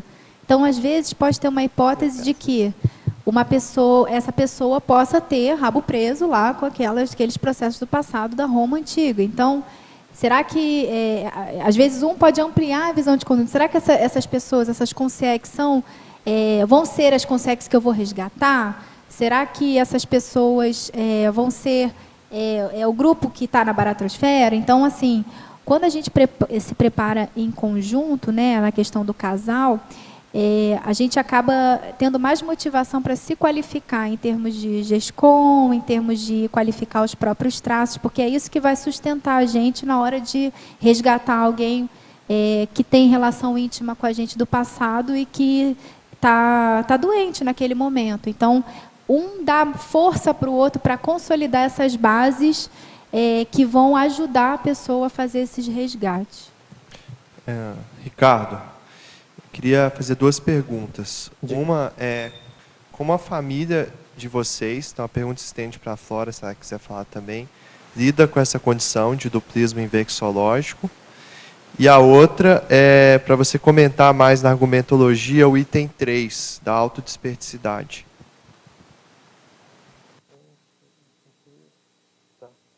Então, primeiro, em relação à família, eles não necessariamente lidam muito bem.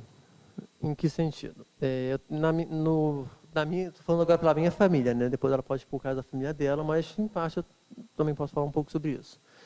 No caso da minha família, existe determinado, assim, certo nível de antagonismo até as próprias ideias da conscienciologia.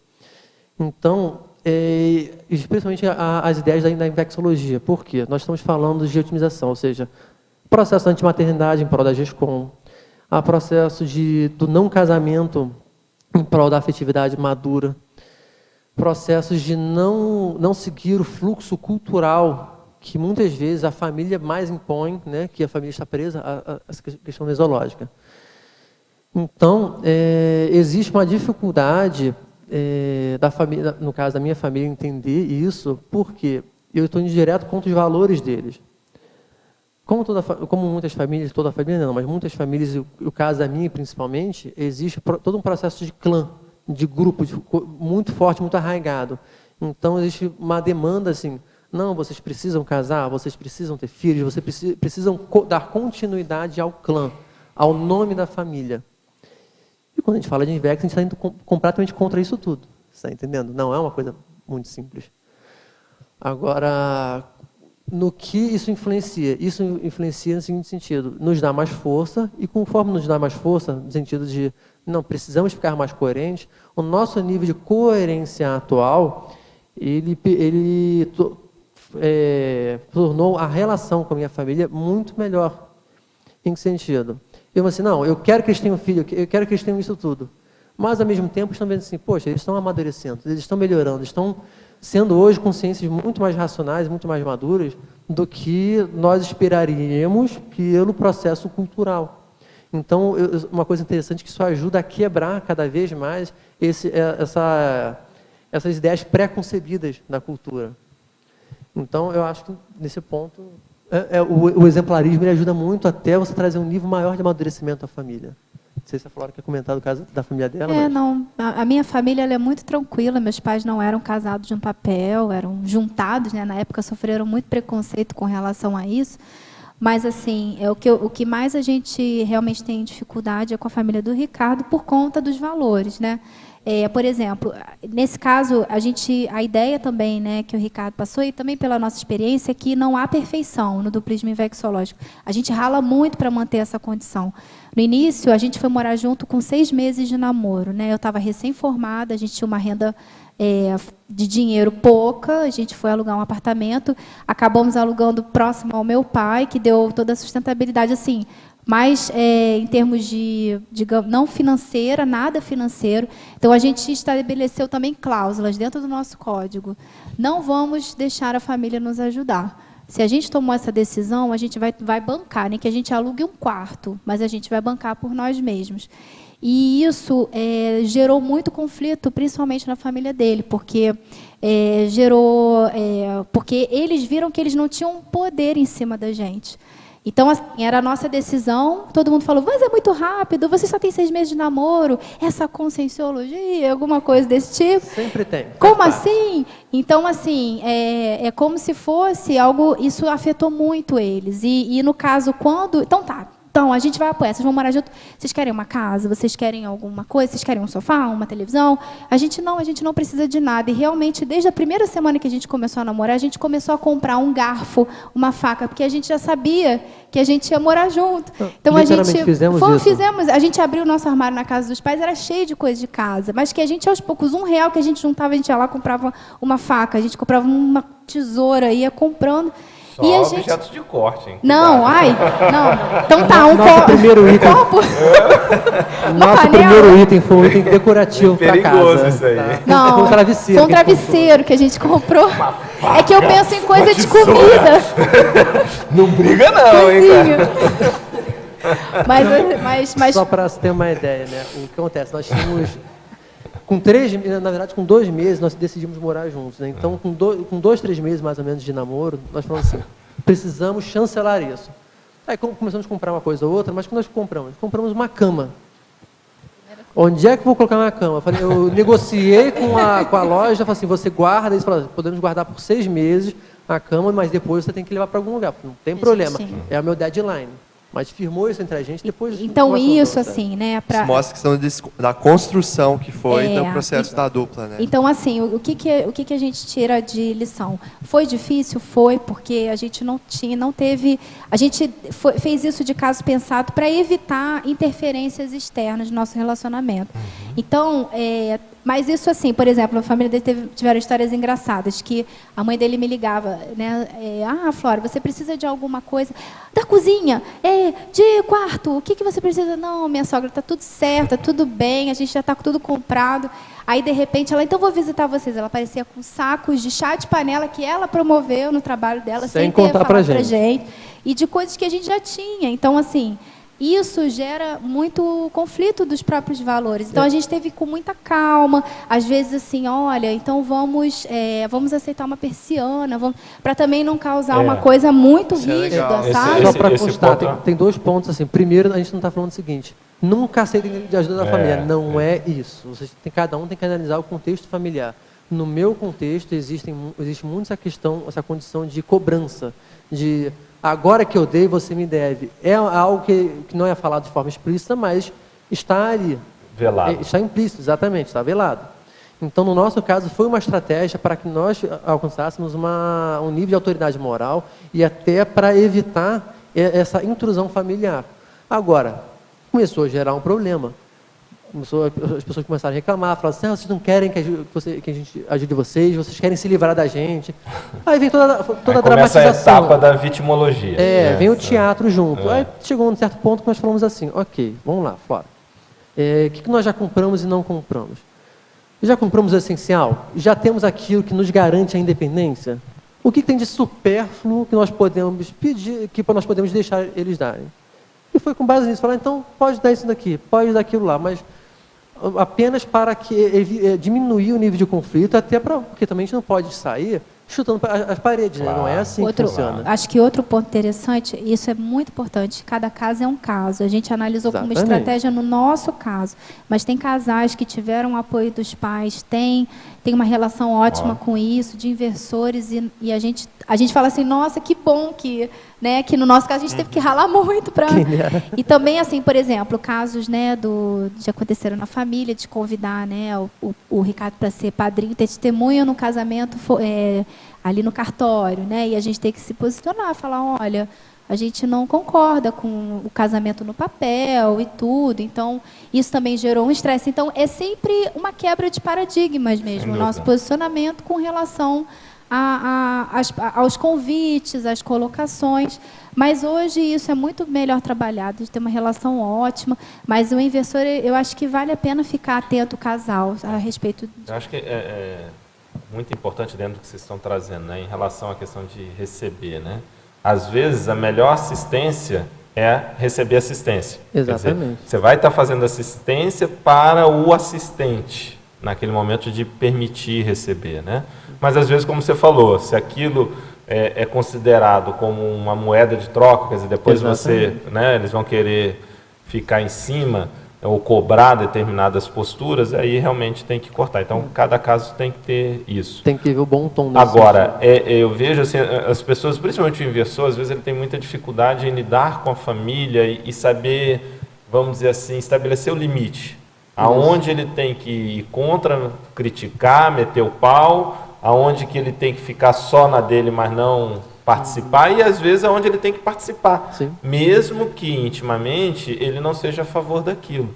Exatamente. Então, isso daí é um aspecto interessante. Por exemplo, vocês falaram a questão do padrinho, né, de ser padrinho e tal, tem que avaliar realmente.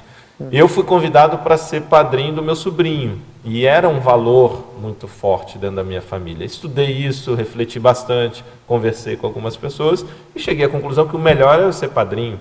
Sim. Dentro da igreja, fui lá, não rezei, mas estava lá de todo de branco, todo lá, um extraterrestre dentro daquilo. Torcendo para o meu sobrinho vomitar na hora do negócio, que ele quase que vomitou, né? Mas estava lá no sentido de era importante para eles. Então, a gente tem que tomar muito cuidado. A mesma coisa é a religião. Eu não posso chegar numa reunião de família, gente, isso não é nada, não adianta, é tudo verdade, a gente tem que considerar verpom. Não. Às vezes, alguém na família, às vezes ela ir para um centro espírita é melhor do que ela não fazer nada. Exatamente. Né? Porque ela está ali fazendo assistência. Então, esse jogo de cintura na relação com os familiares, para o inversor, e aí somado uma dupla de inversores, isso é muito importante. Né? É muito sério. Às vezes, numa reunião de família, por Natal, alguém vai lá rezar. Você não tem que rezar, mas você tem que respeitar. Você não vai, não, para tudo, não vamos fazer isso não. Não dá, né? Então é um radicalismo que às vezes o jovem ele acaba exacerbando. Né? Esse parágrafo aqui que ele colocou na argumentologia desconstrução mostra bem isso, né, que você está comentando.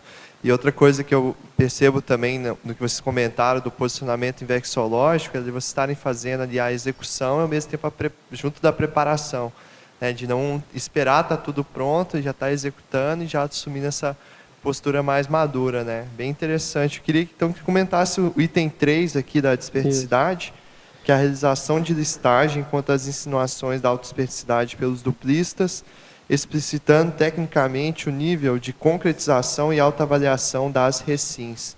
Vocês chegaram a fazer isso? Como é que foi? Sim. Então, essa foi uma experiência bem bacana, que eu sugiro para todo mundo, independente se está em condição de dupla, de invex, de ressex, de qualquer técnica ou não nesse caso. Por quê?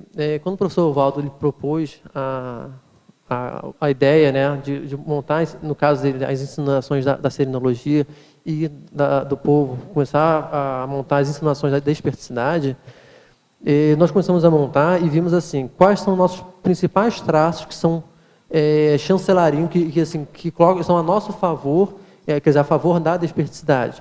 Que hoje nós poderíamos falar assim, esses que são traços de despertos. Quando nós começamos a montar isso, fica mais claro assim, quais são os nossos principais traços positivos a favor e quais são os nossos principais traços que nós precisamos trabalhar ainda. Então, isso não deixa de ser, até certo ponto, um nível de autoconscienciometria despertológica da sua condição atual. Então, nós começamos a montar isso e até depois comparamos um com o outro para ver assim, olha, quais são esses traços que são os melhores seus, que são os melhores meus, como é que funciona isso? E isso nos ajudou a mostrar assim, tá, quais são nossas conquistas, onde nós estamos, o que nós precisamos trabalhar. Quando você monta essas insinuações, ela inclusive ajuda você a montar um código pessoal de cosmoética mais qualificado. Por quê? Você vai começar a ver assim, o que eu preciso trabalhar até para poder alcançar a mega meta da inversão existencial, que é a desperticidade. Então, é uma experiência assim, bem válida, que ela visa focar nas suas conquistas, o que você tem de melhor, não traforismo. Nós chancelamos mais essa listagem após o Despertometria, o curso que a gente fez, que a Sinvex, né, oferece, os professores é o Alexandre Nonato e o Marcelo Pasculin, e a gente já tinha uma listagem, né, com relação à desperticidade, o Ricardo já estuda esse tema há um tempo, e quando a gente fez o curso, a gente clareou mais as ideias e conseguiu fazer essa listagem de uma maneira mais realista, né? Então, a gente assim, teve mais força a partir do curso, mas assim, eu acho que isso, como tem muito material de desperticidade, isso é importante para o casal para avaliar o real nível evolutivo, né? Porque, às vezes, a gente põe uma meta, alguma coisa assim, muito além daquilo que, às vezes, a gente pode antecipar e já conquistar. Então, fazendo essa listagem, nos ajudou a ter uma real importância. Assim, por exemplo, ajudou o Ricardo a mapear essa questão da estabilidade. Assim, poxa, eu não me irrito, muito difícil isso acontecer. Então, será que realmente eu estou muito longe da desperticidade? Né? Não que, às vezes, está ali do lado, mas não sei, dá para a gente já mensurar de uma maneira mais realista. Isso ajuda, sabe né? por quê também? Ajuda a gente começar a ver o seguinte, tá bom, se eu começo a ver que eu estou cada vez mais próximo da desperticidade, por que eu ainda aceito manter determinadas posturas que são contra a diversidade nesse caso. Então, isso não só ajuda a mostrar qual é o nosso nível, mas até desmistificar um pouco, assim, poxa, quando eu coloco isso no papel, eu vejo o que eu tenho a favor, o que eu tenho contra, fica mais fácil de entender, então, com esses pontos positivos eu posso superar esses pontos negativos. E muitas vezes são posturas, são ideias que a pessoa precisa reverter. Se eu me irrito à toa, por que continua se irritando? Qual que é o traço? Começa a fazer uma auto-pesquisa em cima disso. Que a gente começa a ver que não é aquele bicho de 7 cabeças. Eu não estou dizendo que seja fácil, não é isso. Mas sem conhecimento, sem aprofundamento, a gente não vai a lugar nenhum. Né? Ricardo, aqui em cima. Eu tenho uma sugestão aqui em tecnologia, na página 9. Você colocou na penúltima linha a técnica do arco voltaico crânio-chacral entre os duplistas. Isso. A minha sugestão é que você também insira a técnica da clarividência facial entre os duplistas. Muito bom. Uma excelente técnica também no laboratório. Essa técnica ela pode ajudar muito no processo até da recuperação de cônjuge, curso intermissivo, de entendimento da paragenética de cada um dos componentes, até para entender a relação, como é que nós chegamos a estar juntos hoje. Porque não é algo que aparece de repente, primeiro curso intermissivo, opa, vamos fazer dupla? Não é bem assim, né? Então, bem interessante essa técnica. E outra questão aqui que eu gostaria que você comentasse, na página 10, em trinomiologia, o primeiro trinômio, trinômio com sim, duplista, amparador. Com sim, duplista, amparador. Isso. Por favor. Então, isso aí é como é que funciona? Quando duas pessoas estão na condição de dupla evolutiva, ou formando dupla evolutiva, seja na INVEX ou fora da INVEX, mas principalmente no contexto da INVEX, a proposta é que ambos comecem a agir, buscar formas mais maduras de se manifestar.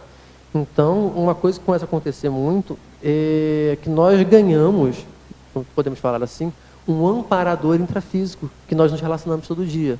Desde que a relação seja baseada no amadurecimento, na cosmoética, no autodiscernimento, nesse caso. Então, o trinômio consim duplista amparador é que você começa com uma consim, você é uma consim, você se relaciona com alguém, você começa a formar uma dupla evolutiva e conforme você vai avançando no seu nível de maturidade, você tem a oportunidade de atuar como amparador intrafísico, como na interassistência um com o outro, né? Não é uma via de mão única, mas uma via de mão dupla nesse caso. Obrigado. Ricardo, aqui na página 9, tecnologia, penúltima linha, a técnica de mais um ano de vida intrafísica aplicada a 2. Eu gostaria que você trouxesse, teve alguma experiência relativa a isso, e em que casos poderia ser abordada, poderia ser utilizada, aplicada essa técnica? Olha, essa técnica eu acho válido qualquer pessoa aplicar. Começa por aí. Mas no nosso caso, no contexto da INVEX, da dupla, eu considero como uma das técnicas mais interessantes a serem aplicadas, porque ela visa a otimização máxima da vida humana naquele período de um ano de vida. Ou seja, se eu dessomar daqui a um ano, o que eu não posso deixar de ter feito? Qual que é o prioritário? A primeira prioridade. Qual que é aquilo que eu não posso deixar de fazer? Isso é convergente com o quê? Convergente com a proposta da INVEX. Entende? Porque eu estou visando alcançar o ápice, completar o máximo possível, ser o mais coerente possível. Então, no nosso caso, nós aplicamos até 2 vezes, na verdade. Aplicamos separadamente, inicialmente, né, mas também aplicamos depois em dupla. Isso nos ajudou muito a começar a eliminar de forma mais séria os conflitos que pudessem ter entre a gente. Seja conflitos de competitividade, seja conflitos, às vezes, de insegurança, conflitos, às vezes, de melindres entre outros. E hoje nós somos quem somos, boa parte, porque nós fizemos o processo, vamos, nesse um ano, trabalhar de forma sincera, de forma aberta, autêntica, quem nós somos um com o outro. E trabalhar com assistência da forma mais otimizada possível. Então, não fazer média, sabe? Essa técnica ela é muito boa para quem realmente visa a otimização e não fazer média com os outros. Algo que ajudou a gente foi assim, por exemplo, em 2012, a gente refez os nossos objetivos. Ricardo, qual é o seu objetivo? Eu quero mudar para Foz, eu quero alavancar a Sinvex. Poxa, eu também quero. Então, vamos aplicar a técnica de um ano de vida e juntar esses objetivos? Então, os objetivos em comum, a gente fez uma técnica de um ano de vida juntos. Então, isso acelerou a nossa vinda para cá, para morar aqui. Então, a gente acabou acelerando todos os objetivos em comum. Aí, no caso, a gente aplicou durante um ano juntos para acelerar os dois e depois a gente aplicou cada um sozinho no outro ano. Então agora vai ser, é como se fossem os objetivos maiores e os subobjetivos são os pessoais. Então a gente, cada um aplicou para alavancar os sub. E aí, de repente, desses sub saem outros objetivos duplistas maiores. Vamos aplicar de novo? Então, é nesse ritmo que a gente coloca. Só uma coisa que é interessante, por mais que nós possamos aplicar assim no contexto da dupla, não, vamos aplicar, cada um aplica a técnica de mais um ano de vida, independente do outro. Uma coisa que é engraçada, que acaba se tornando clara ao longo da aplicação, é que ela, em um determinado momento, acaba unindo.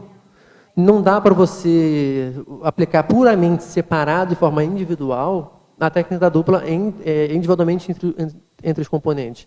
Uma hora isso vai convergir, porque não tem cabimento seguir completamente separado. Agora, tem a ProEx individual? Claro que tem. Esses traços vão ser trabalhados de formas individuais. Mas, estando em contexto de dupla, isso uma hora vai convergir para um potencializar o outro. Vale muito a pena. Oi. Na página 9, na 13ª linha. Que você, da fatologia? Da fatologia. O que você comenta? Já tem um parecer da publicação do primeiro livro, e técnica individual ou em dupla? Como é que vai ser isso daí? Olha, o primeiro isso aqui livro... já dá um livro, né? Sim. Suas experiências aí a dois... Até o lote dessa já daria, no começo, né? Dá um livro.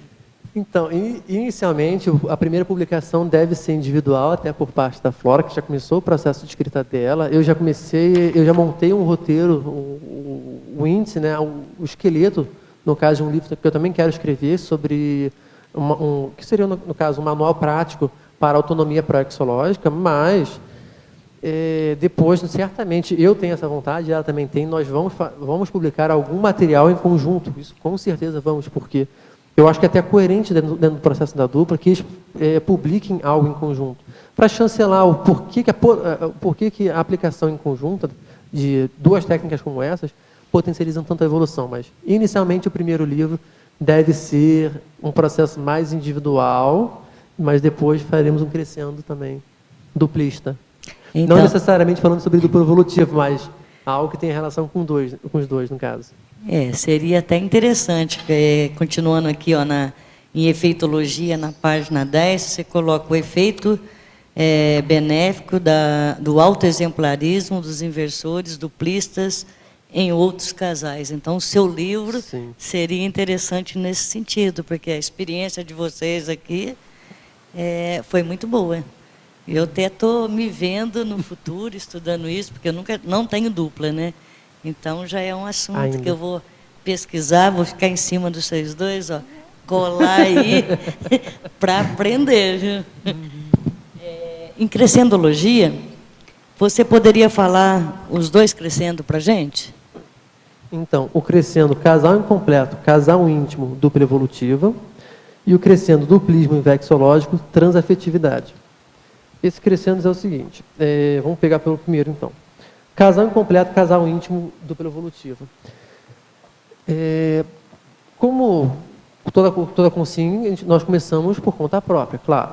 Só que, conforme nós vamos amadurecendo, nós vamos vendo a necessidade e vamos vendo a potencialidade que é a formação de uma dupla, a tendência é que nós busquemos a formação de uma dupla evolutiva.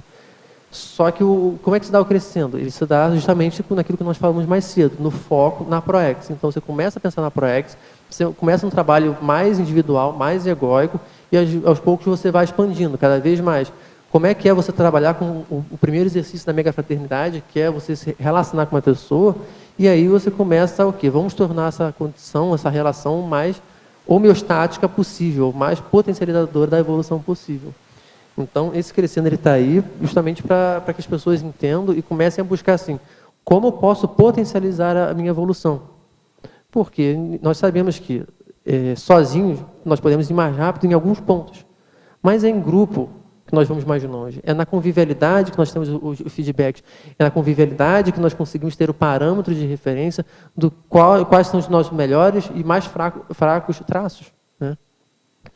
E em relação ao crescendo duplismo infecciológico, transafetividade, isso daí é para o pessoal começar a pensar da seguinte forma. Hoje, qual é o nosso nível de entendimento da afetividade a dois, da transafetividade?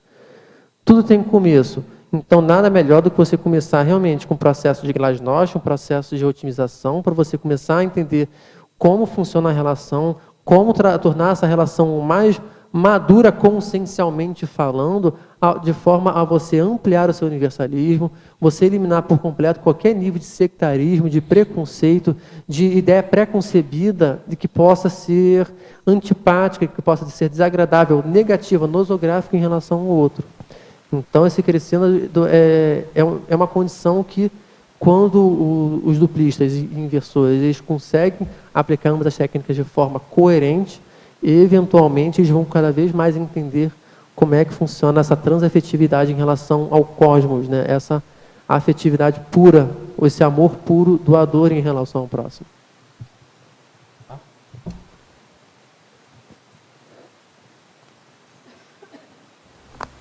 Alô, boa tarde. Quando a gente vê um relacionamento assim entre inversor e uma pessoa está quase ali, não tem muita clareza da situação, mas você vê uma potencialidade muito grande, quase óbvia, assim, em termos de princípios mesmo assentados e tacitamente entre as pessoas. E aí você vê que a pessoa está meio comendo bola. Além do exemplarismo pessoal, como é que passar esse recado assim, sem abusar, respeitando a pessoa? Como que dica preciosa aí vocês conseguem? Olha, primeiro você tem que ver seu nível de relacionamento com a pessoa, o nível de afinidade, porque a gente não faz assistência sem afinidade, começa por aí. Não dá para você fazer assistência com uma pessoa que é completamente antagônica a você. Não é que não dá, mas você vai ter um trabalho absurdamente alto e provavelmente você não vai conseguir chegar em um lugar muito longe. Então, começa primeiro a ver assim, qual é o seu nível de relacionamento? Ok, nível de afinidade. E depois você vê assim, começa a analisar quais são os trafores dessa pessoa e quais são os trafais dessa pessoa. Aí você vai começar a ver assim, qual o mecanismo de funcionamento dela, como é que ela responde, como é que ela reage. Ela é uma pessoa aberta a feedback? Não é uma pessoa aberta a feedback? Às vezes você vai ver que para você começar a assistir uma pessoa, você vai ter que começar a trabalhar com ela extrafisicamente falando. Não é só uma questão de autoexemplarismo. O autoexemplarismo é a primeira assistência. Você tem que estar coerente, senão você não vai conseguir fazer nada. Mas com as suas energias, pensionizando positivamente, esterilizando a energia de forma positiva, começando a tentar enxergar a holosfera daquela pessoa. Se aquela pessoa está naquela condição, ela não está naquela condição sozinha. Qual traço que sustenta aquilo e qual grupo extrafísico que está ali junto dessa pessoa? Às vezes é uma questão de você começar a trabalhar com o extrafísico antes de você conseguir acessar o intrafísico, até para aliviar um pouco a pressão. Mas você tem que começar a pensar da seguinte forma: se eu focar nas potencialidades dela, fica mais fácil de eu mostrar para ela, de forma clara, de forma um bom tom, como ela está incoerente em outros pontos. Porque se você começar a mostrar a incoerência antes de mostrar a potencialidade, ela vai virar a cara para você. Começa aos poucos, começa pelo potencial, depois você pontua o que precisa melhorar. Não seria nenhuma questão de mostrar a incoerência da pessoa, nem obnubilado, não sei se usei a palavra correta assim, mas em termos de potencialidade, você vê que uma pessoa está aplicando Invexis e a outra não. Entende? Isso ajuda ela a ver qual o ponto que ela pode melhorar. Primeiro, estude você a Invex. Seja um especialista na Invex. Seja um invexólogo. E a partir disso você vai começar a ver. Tudo bem, se ela é um grande potencial que está latente, que está ocioso, a subnível, o que eu posso fazer para ajudar ela a melhorar? O que eu ia colocar é que a gente também, dentro desse contexto, tem que considerar o nível de concessão, né? Sim. A importância da concessão também, de novo. Quer dizer, você tem que ver o ritmo da pessoa, o momento da pessoa, sem negligência, obviamente. Né? Sem negligência. Mas na relação... Omisso, né? Oi? Não é fazer média, mas também não é ser omisso. Não é fazer média, mas também não ser omisso. Então, ficar atento a essa condição, a hora que você tem que fazer concessão, porque eu bato muito, a tendência nossa é a gente querer forçar a barra. Não, Exatamente. A pessoa tem que fazer porque é o melhor, então ela tem que se dedicar a isso, ela tem que fazer tal coisa. Tem que salvar lá, tem que ser o grande potencial que ela é. E aí cria esse problema. Acho que na questão da dupla, vocês já tocaram um pouco no assunto, mas é muito importante ver o que você pode assistir sem estar querendo muita coisa. Né? Exatamente. Ô, Lógico, só uma coisa assim, que nessa condição tem um verbete muito bom, chamado intermissivista obnubilado, que pode ajudar. E por acaso você escreveu? Vendeu peixe, né, então? Aí você pode assistir, pode ajudar. E o que, pelo menos assim, eu exercito, né, em mim, é a questão do como eu quero que ele seja, o que é a realidade consciencial dele, o que ele quer alcançar. Então, isso para mim foi até uma dificuldade, assim, sabe? Porque às vezes a gente tem uma... por aí. A gente tem potenciais, às vezes a gente trabalhou alguns traços mais em outras vidas, e a gente olha e fala assim, nossa, mas ele também pode trabalhar isso. Então, eu fantasio algo, eu tenho uma expectativa em cima da outra pessoa, que ele vai alcançar aquilo que eu acho que é o melhor para ele. Então, às vezes, o que a gente, pelo menos, exercita no nosso dia a dia é mais isenção, assim, dentro daquilo que ele quer fazer, ou ela, dentro daquilo que é necessário fazer, o que ele já tem potencialidade. O que a gente tenta trabalhar muito é com fatos, assim, olha, né, até teve a questão própria do verbete. A gente teve várias conversas assim, olha, você já tem muita capacidade de escrever o verbete, por que você ainda não escreveu? É óbvio que dentro de mim eu queria muito que ele escrevesse o verbete, porque é um valor para mim.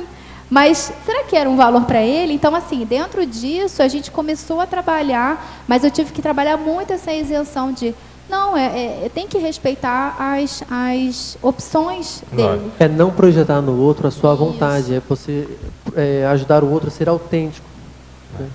É claro que você disse para ele que se ele não escrevesse ia dormir na sala, né?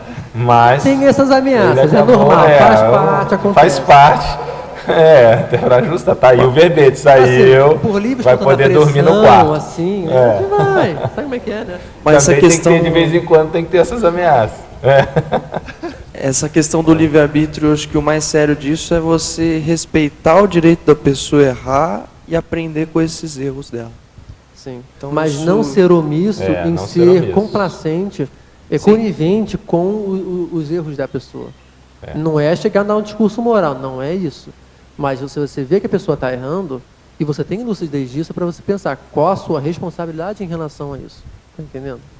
Qual a sua responsabilidade em ajudar a pessoa a ser mais coerente naquilo. Não pode ser omisso. E tem aquela questão de informar. Você informou. Se a pessoa quer persistir no erro, é outra história. Até o ponto que também não prejudique o seu desempenho também num nível mais sério. Que aí é o ponto de você avaliar os 51%. É importante ter esse limite também, assim, o que é saudável não só para a pessoa, como para você, mas como para os dois. Claro. É muito comum, assim, exemplos práticos, né? Vamos supor, morando junto, numa organização. Às vezes um é mais organizado que o outro, então... um tem o trafar da desorganização. Então, deixa uma camisa ali, uma coisa ali. Não, às vezes, o que é para a saúde do casal, que eu acho, tá? Um exemplo ilustrativo. Assim, ilustrativo. Tá? Nada a ver com a nossa ficcional, situação, por favor. Ficcional. É chegar e falar assim, poxa, você já deixou essa blusa? Olha como você é desorganizado. Olha. Amor, você já... Às vezes, assim, a gente tem um tom, sabe? Você sabe onde está a sua blusa, tal? Aí, não... lembra, ela está na cama, não sei o quê. Tá bom. Então, assim, às vezes também vale a pena o tom, assim, às vezes se a pessoa está com um problema. É sentar, pegar na mão e falar, amor, olha só, está acontecendo coisa mais séria. Se isso não funcionar, solta os cachorros. Sabe? Poxa, como é que a gente pode resolver isso? Então, também existe toda uma dosagem, sabe? Tanto da gente entrar com, às vezes, uma pontual, algo assim mais sério, né? Uma informação, mas também existe um pouco da gente, às vezes, relevar alguma coisa, né? A concessão. Então, e também acho que esse negócio da forma também é muito importante, sabe? Verdade. Porque senão a gente torna tudo muito taxativo e aí o relacionamento tende a não dar certo. Uma das coisas mais sérias do casal também é em relação a horários. Sim. E isso é um dos pontos mais sérios do ponto de vista de ajuste. É a questão da rotina dos horários. Se um dorme mais cedo do que o outro, mais tarde, a questão de TENEPS, isso está entre as maiores dificuldades na integração da dupla, né? Ricardo, pensando no jovem, na questão da fase da adolescência, a pessoa está conhecendo a INVEX, está querendo aplicar, e a gente sabe que nessa fase tem a influência do porão consciencial, a própria imaturidade afetiva, a falta de experiência, muitas vezes tem a condição do afloramento da sexualidade, que o jovem ele pode ir tanto para a promiscuidade quanto para uma postura mais fechada, retraída quanto a isso, né? O que você daria de indicação, diria a respeito, né, para uma pessoa que está procurando reciclar essa característica, enfrentar essa condição aí da dupla evolutiva? Olha, eu acho que, primeiro, enquanto ela não considera o quanto que determinada situação pode ser positiva ou negativa para ela não vai conseguir avançar muito. Então, o que eu sugiro? Primeiro, analisar os fatos, analisar a causa e consequência. Quais são os fatos que permeiam essa condição? Então, vamos pegar o caso que você falou da promiscuidade. Ela fala, não, mas olha, poxa, eu tenho que me divertir, tenho que me soltar, tenho que ser autêntico, aquela coisa toda. Só que ela já parou para analisar assim, o que representa ela sustentar uma condição de promiscuidade? Quais são os fatores intra e extrafísicos? O que isso potencializa, ou no caso, prejudica, atravanca, limita, tolhe ela? Então, assim, primeiro, ela começar a ver o que está ligado na promiscuidade. Qual o traço? É o traço de uma insatisfação, o traço do desejo? Qual a predominância disso? É uma predominância em relação ao que é o intrafísico ou ao extrafísico? O que é mais saudável? Mais saudável é eu ter diversos parceiros ou ter um parceiro só? O que ter vários parceiros representa? É o quê? É uma troca, uma vampirização que ela está tendo, uma busca pelo orgasmo galáctico, uma busca pela uma satisfação que nunca tem fim? Quando ela começa a avaliar isso, ela começa a colocar no papel. Então, se eu estou no processo de promiscuidade, normalmente estou no processo de não sei o que eu quero, eu só quero viver pelo prazer. Isso é o mais saudável? Estou no processo de promiscuidade, eu estou no processo normalmente de vampirização e sendo vampirizado pelos outros. Isso é o mais saudável? Quando estou nesse processo de promiscuidade, eu estou num processo de falta de decisão, falta de autenticidade, um processo de carência crassa. E, claro, quando você fala disso, você fala também de assédio cronicificado. É uma condição saudável? Quando ela começa a ver isso, ela começa a ter uma base para tomar uma decisão. Eu quero isso para mim ou não quero isso para mim? Então, enquanto ela não estudar os fatos que englobam esse contexto que ela quer superar, ela não vai superar. A tendência é que ela mais vá para o lado da repressão do que para o lado da superação. Entende? Então, eu diria, analise os fatos. Vamos lá? Liga o microfone. Deixa ele ligado, que ele vai chegar aí. Olha lá? Aqui Isso. em Principiologia, o princípio da descrença permeando o duplismo invexológico. Pode falar um pouquinho sobre isso? Qual que é a página? Página 9, Principiologia. Depois, no detalhismo é o segundo tópico. O primeiro, princípio da descrença. Permeando o duplismo invexológico. Isso daí é importante para nós não cairmos na condição de idolatria um com o outro. É importante que nós temos sempre o princípio da descrença, primeiro como base para a autopesquisa, né, evolutiva, mas na relação do casal para sempre estar pensando assim, será que o conselho que estão me dando é positivo ou negativo? Qual que é a intenção da pessoa? Isso vai me ajudar ou eu estou caindo na lábia de alguém? Porque nós não podemos ser bobos e entender assim, estou num contexto de dupla ou pseudo-dupla, né? Porque para estar num contexto de dupla é necessário ter a produção de GESCOMs. Mas estou num relacionamento dentro da conscienciologia, quer dizer que a pessoa que vai me orientar, ela sempre vai estar conectada ao amparador? Sempre vai me estar dando conselhos pró-evolutivos? Tem que avaliar. Isso é muito fundamental se nós queremos ter um relacionamento maduro. Porque isso tanto serve para o outro como para si. Então, poxa, eu falei uma série de coisas para a pessoa. Tomei banhos e banhos de energia. Será que esse banho de energia foi feito por um amparador? Com o que eu me conectei? O que eu falei com ela? É o mais maduro? É o mais assistencial? Eu acho que, eu considero que você não tiver o princípio da descrença, você sempre cai existe a possibilidade da pessoa cair no erro, na manipulação. Né? Oi. Só uma pergunta com relação à dinâmica de vocês. Normalmente, quando a gente tende a conviver muito tempo com uma pessoa, seja amigo ou não, o processo de troca energética ele é mais afinado, incluindo o processo da telepatia.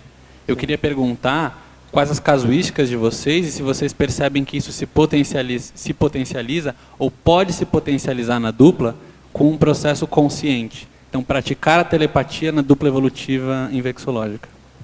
Olha, o processo de telepatia ele acaba acontecendo naturalmente porque a telepatia não deixa de ser você passar a informação energeticamente para a pessoa. Começa por aí. Só que não necessariamente tem que ser o maior foco de desenvolvimento da pessoa, mas é uma coisa que ajuda muito. Então, no nosso caso, de fato acontece. Não é algo assim, não estou passando nenhum memorando para ela, não estou passando e-mail por telepatia, não é isso. Só que em processos assistenciais, muitas vezes, quando estamos atuando juntos, ou em grupo, não importa, existe às vezes aquela troca de olhares, às vezes existe aquela só percepção energética que você para e pensa assim, você está falando uma série de coisas para a pessoa e vem aquela ideia, nossa, o que a Flora pensaria nessa situação? Você começa a se conectar com a pessoa, você começa a atuar em conjunto, porque você começa, e isso é uma coisa interessante, que você traz a Equipex, as inspirações, os insights extrafísicos assistenciais dela, junto da sua holosfera, para você atuar cada vez mais. Isso é um processo que vai desenvolver naturalmente conforme você desenvolve a afinidade, mas que pode ser também potencializado de forma técnica e lúcida. Mas vale a pena, sim.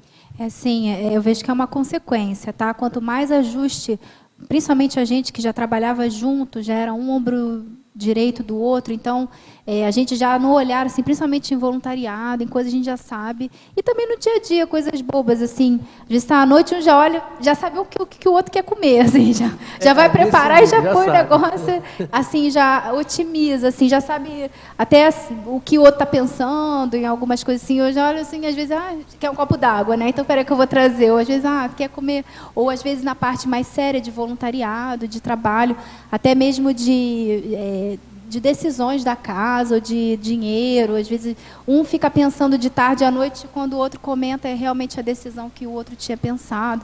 Então, isso, acho que a tendência vai afinando mais essa conexão. Agora, isso é interessante, que aconteceu muito com a gente, só que acontece especialmente quando nós estamos em contextos assistenciais, em situações assistenciais. Então, acontece, por exemplo, nós contamos um pouco da história da nossa família. Em diversos momentos, eu estou no telefone com o familiar está oferecendo algumas coisas, eu já vou até propositalmente falando, esterilizando energia, falando mais alto, né, para que ela perceba o que está acontecendo, e às vezes na troca de olhar dela, eu já entendi tudo que ela quis me dizer, porque eu tenho mais uma pessoa para me ajudar a tomar qual que é a decisão mais madura nessa situação. Isso já aconteceu muito, família, voluntariado, amigos, trabalho, é bem interessante, mas é uma consequência pela afinidade. E nesse ponto é até interessante a casuística que vocês estão trazendo de ser um exercício de pré-intermissiologia, justamente no sentido interassistencial. Então, em que medida uma Equipex para agir em grupo, num contexto extrafísico, necessita desse nível de afinização, justamente para fazer uma assistência com mais qualidade e de uma forma mais técnica. Então, vocês trazendo essa casuística, não deixa de ser um pré-treinamento para um intermissivo também. Obrigado. Para complementar, tem um conceito que é do homopensene, e que é bem característico da dupla, que é o pensene que seria um igual ao outro. Então, a ideia do homopensene, né, que aí está na linha do que você perguntou. Bom, estamos chegando aqui ao final da tertúlia. Ricardo, parabéns mais uma vez aí pelo verbete. Esperamos as centenas de outros verbetes dentro aí das suas pesquisas, dentro desse tema também.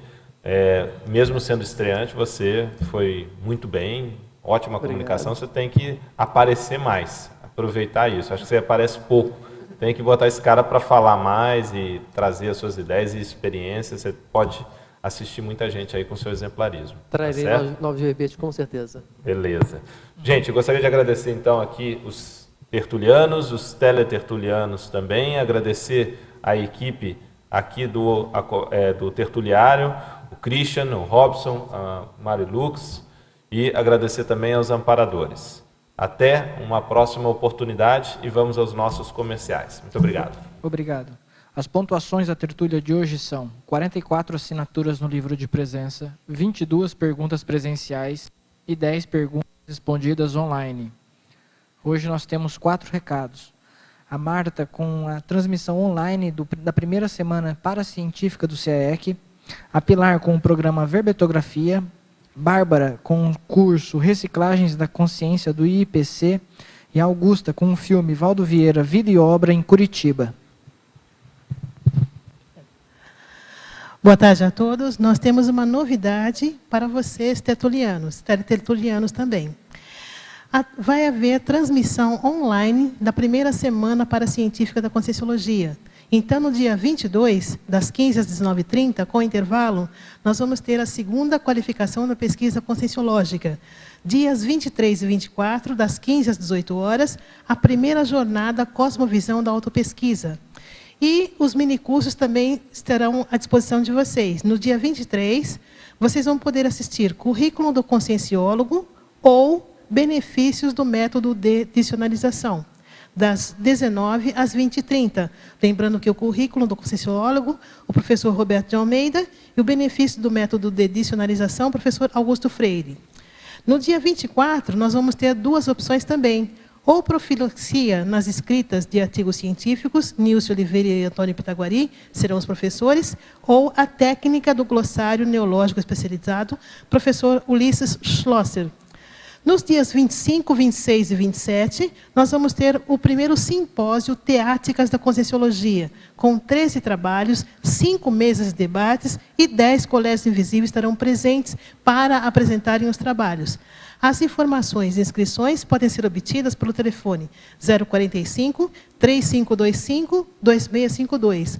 Repetimos o telefone para você se inscrever. 045 3525 2652. Aguardamos a sua participação. Boa tarde a todos. Estou representando a Enciclo Sapiens para convidar tertulianos e teletertulianos a encaminharem os seus títulos de verbetes para aprovação para o e-mail títulos@enciclosapiens.org.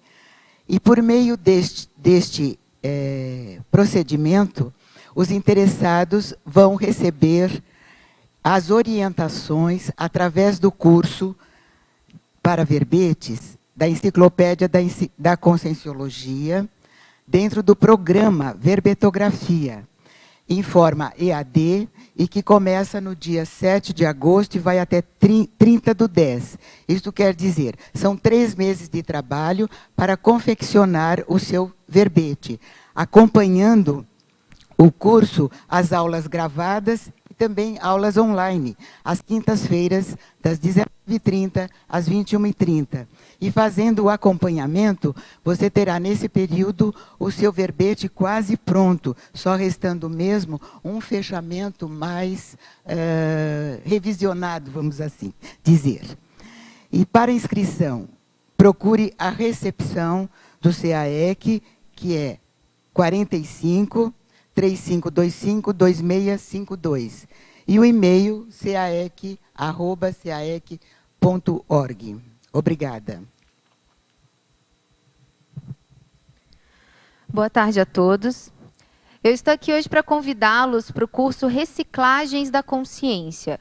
Esse curso ele ocorrerá em Curitiba e ele objetiva potencializar as reciclagens existenciais e intraconscienciais de modo técnico, prático e objetivo, tendo como ponto-chave práticas energéticas de desenvolvimento do autoparapsiquismo interassistencial, ferramenta prioritária na identificação e retomada ou otimização da programação de vida. O curso, como eu disse, vai ser em Curitiba, nos dias 26 e 27 de julho, último final de semana de julho, e vai ocorrer no Hotel Tulipim, Santa Felicidade.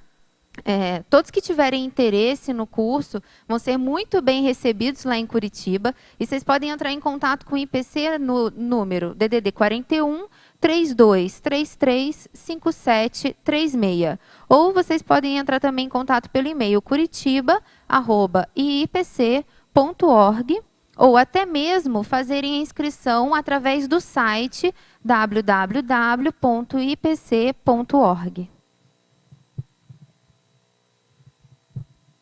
Boa tarde a todos.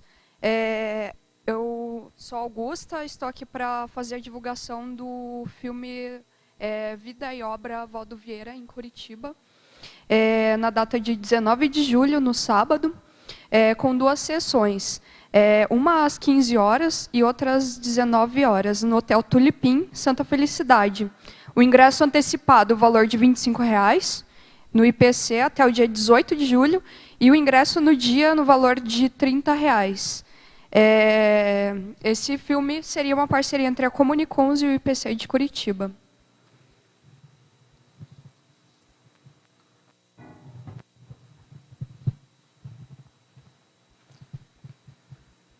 Para amanhã, teremos o verbete Carência Afetiva na Infância, especialidade Parapatologia, com a verbetógrafa Marta Fux.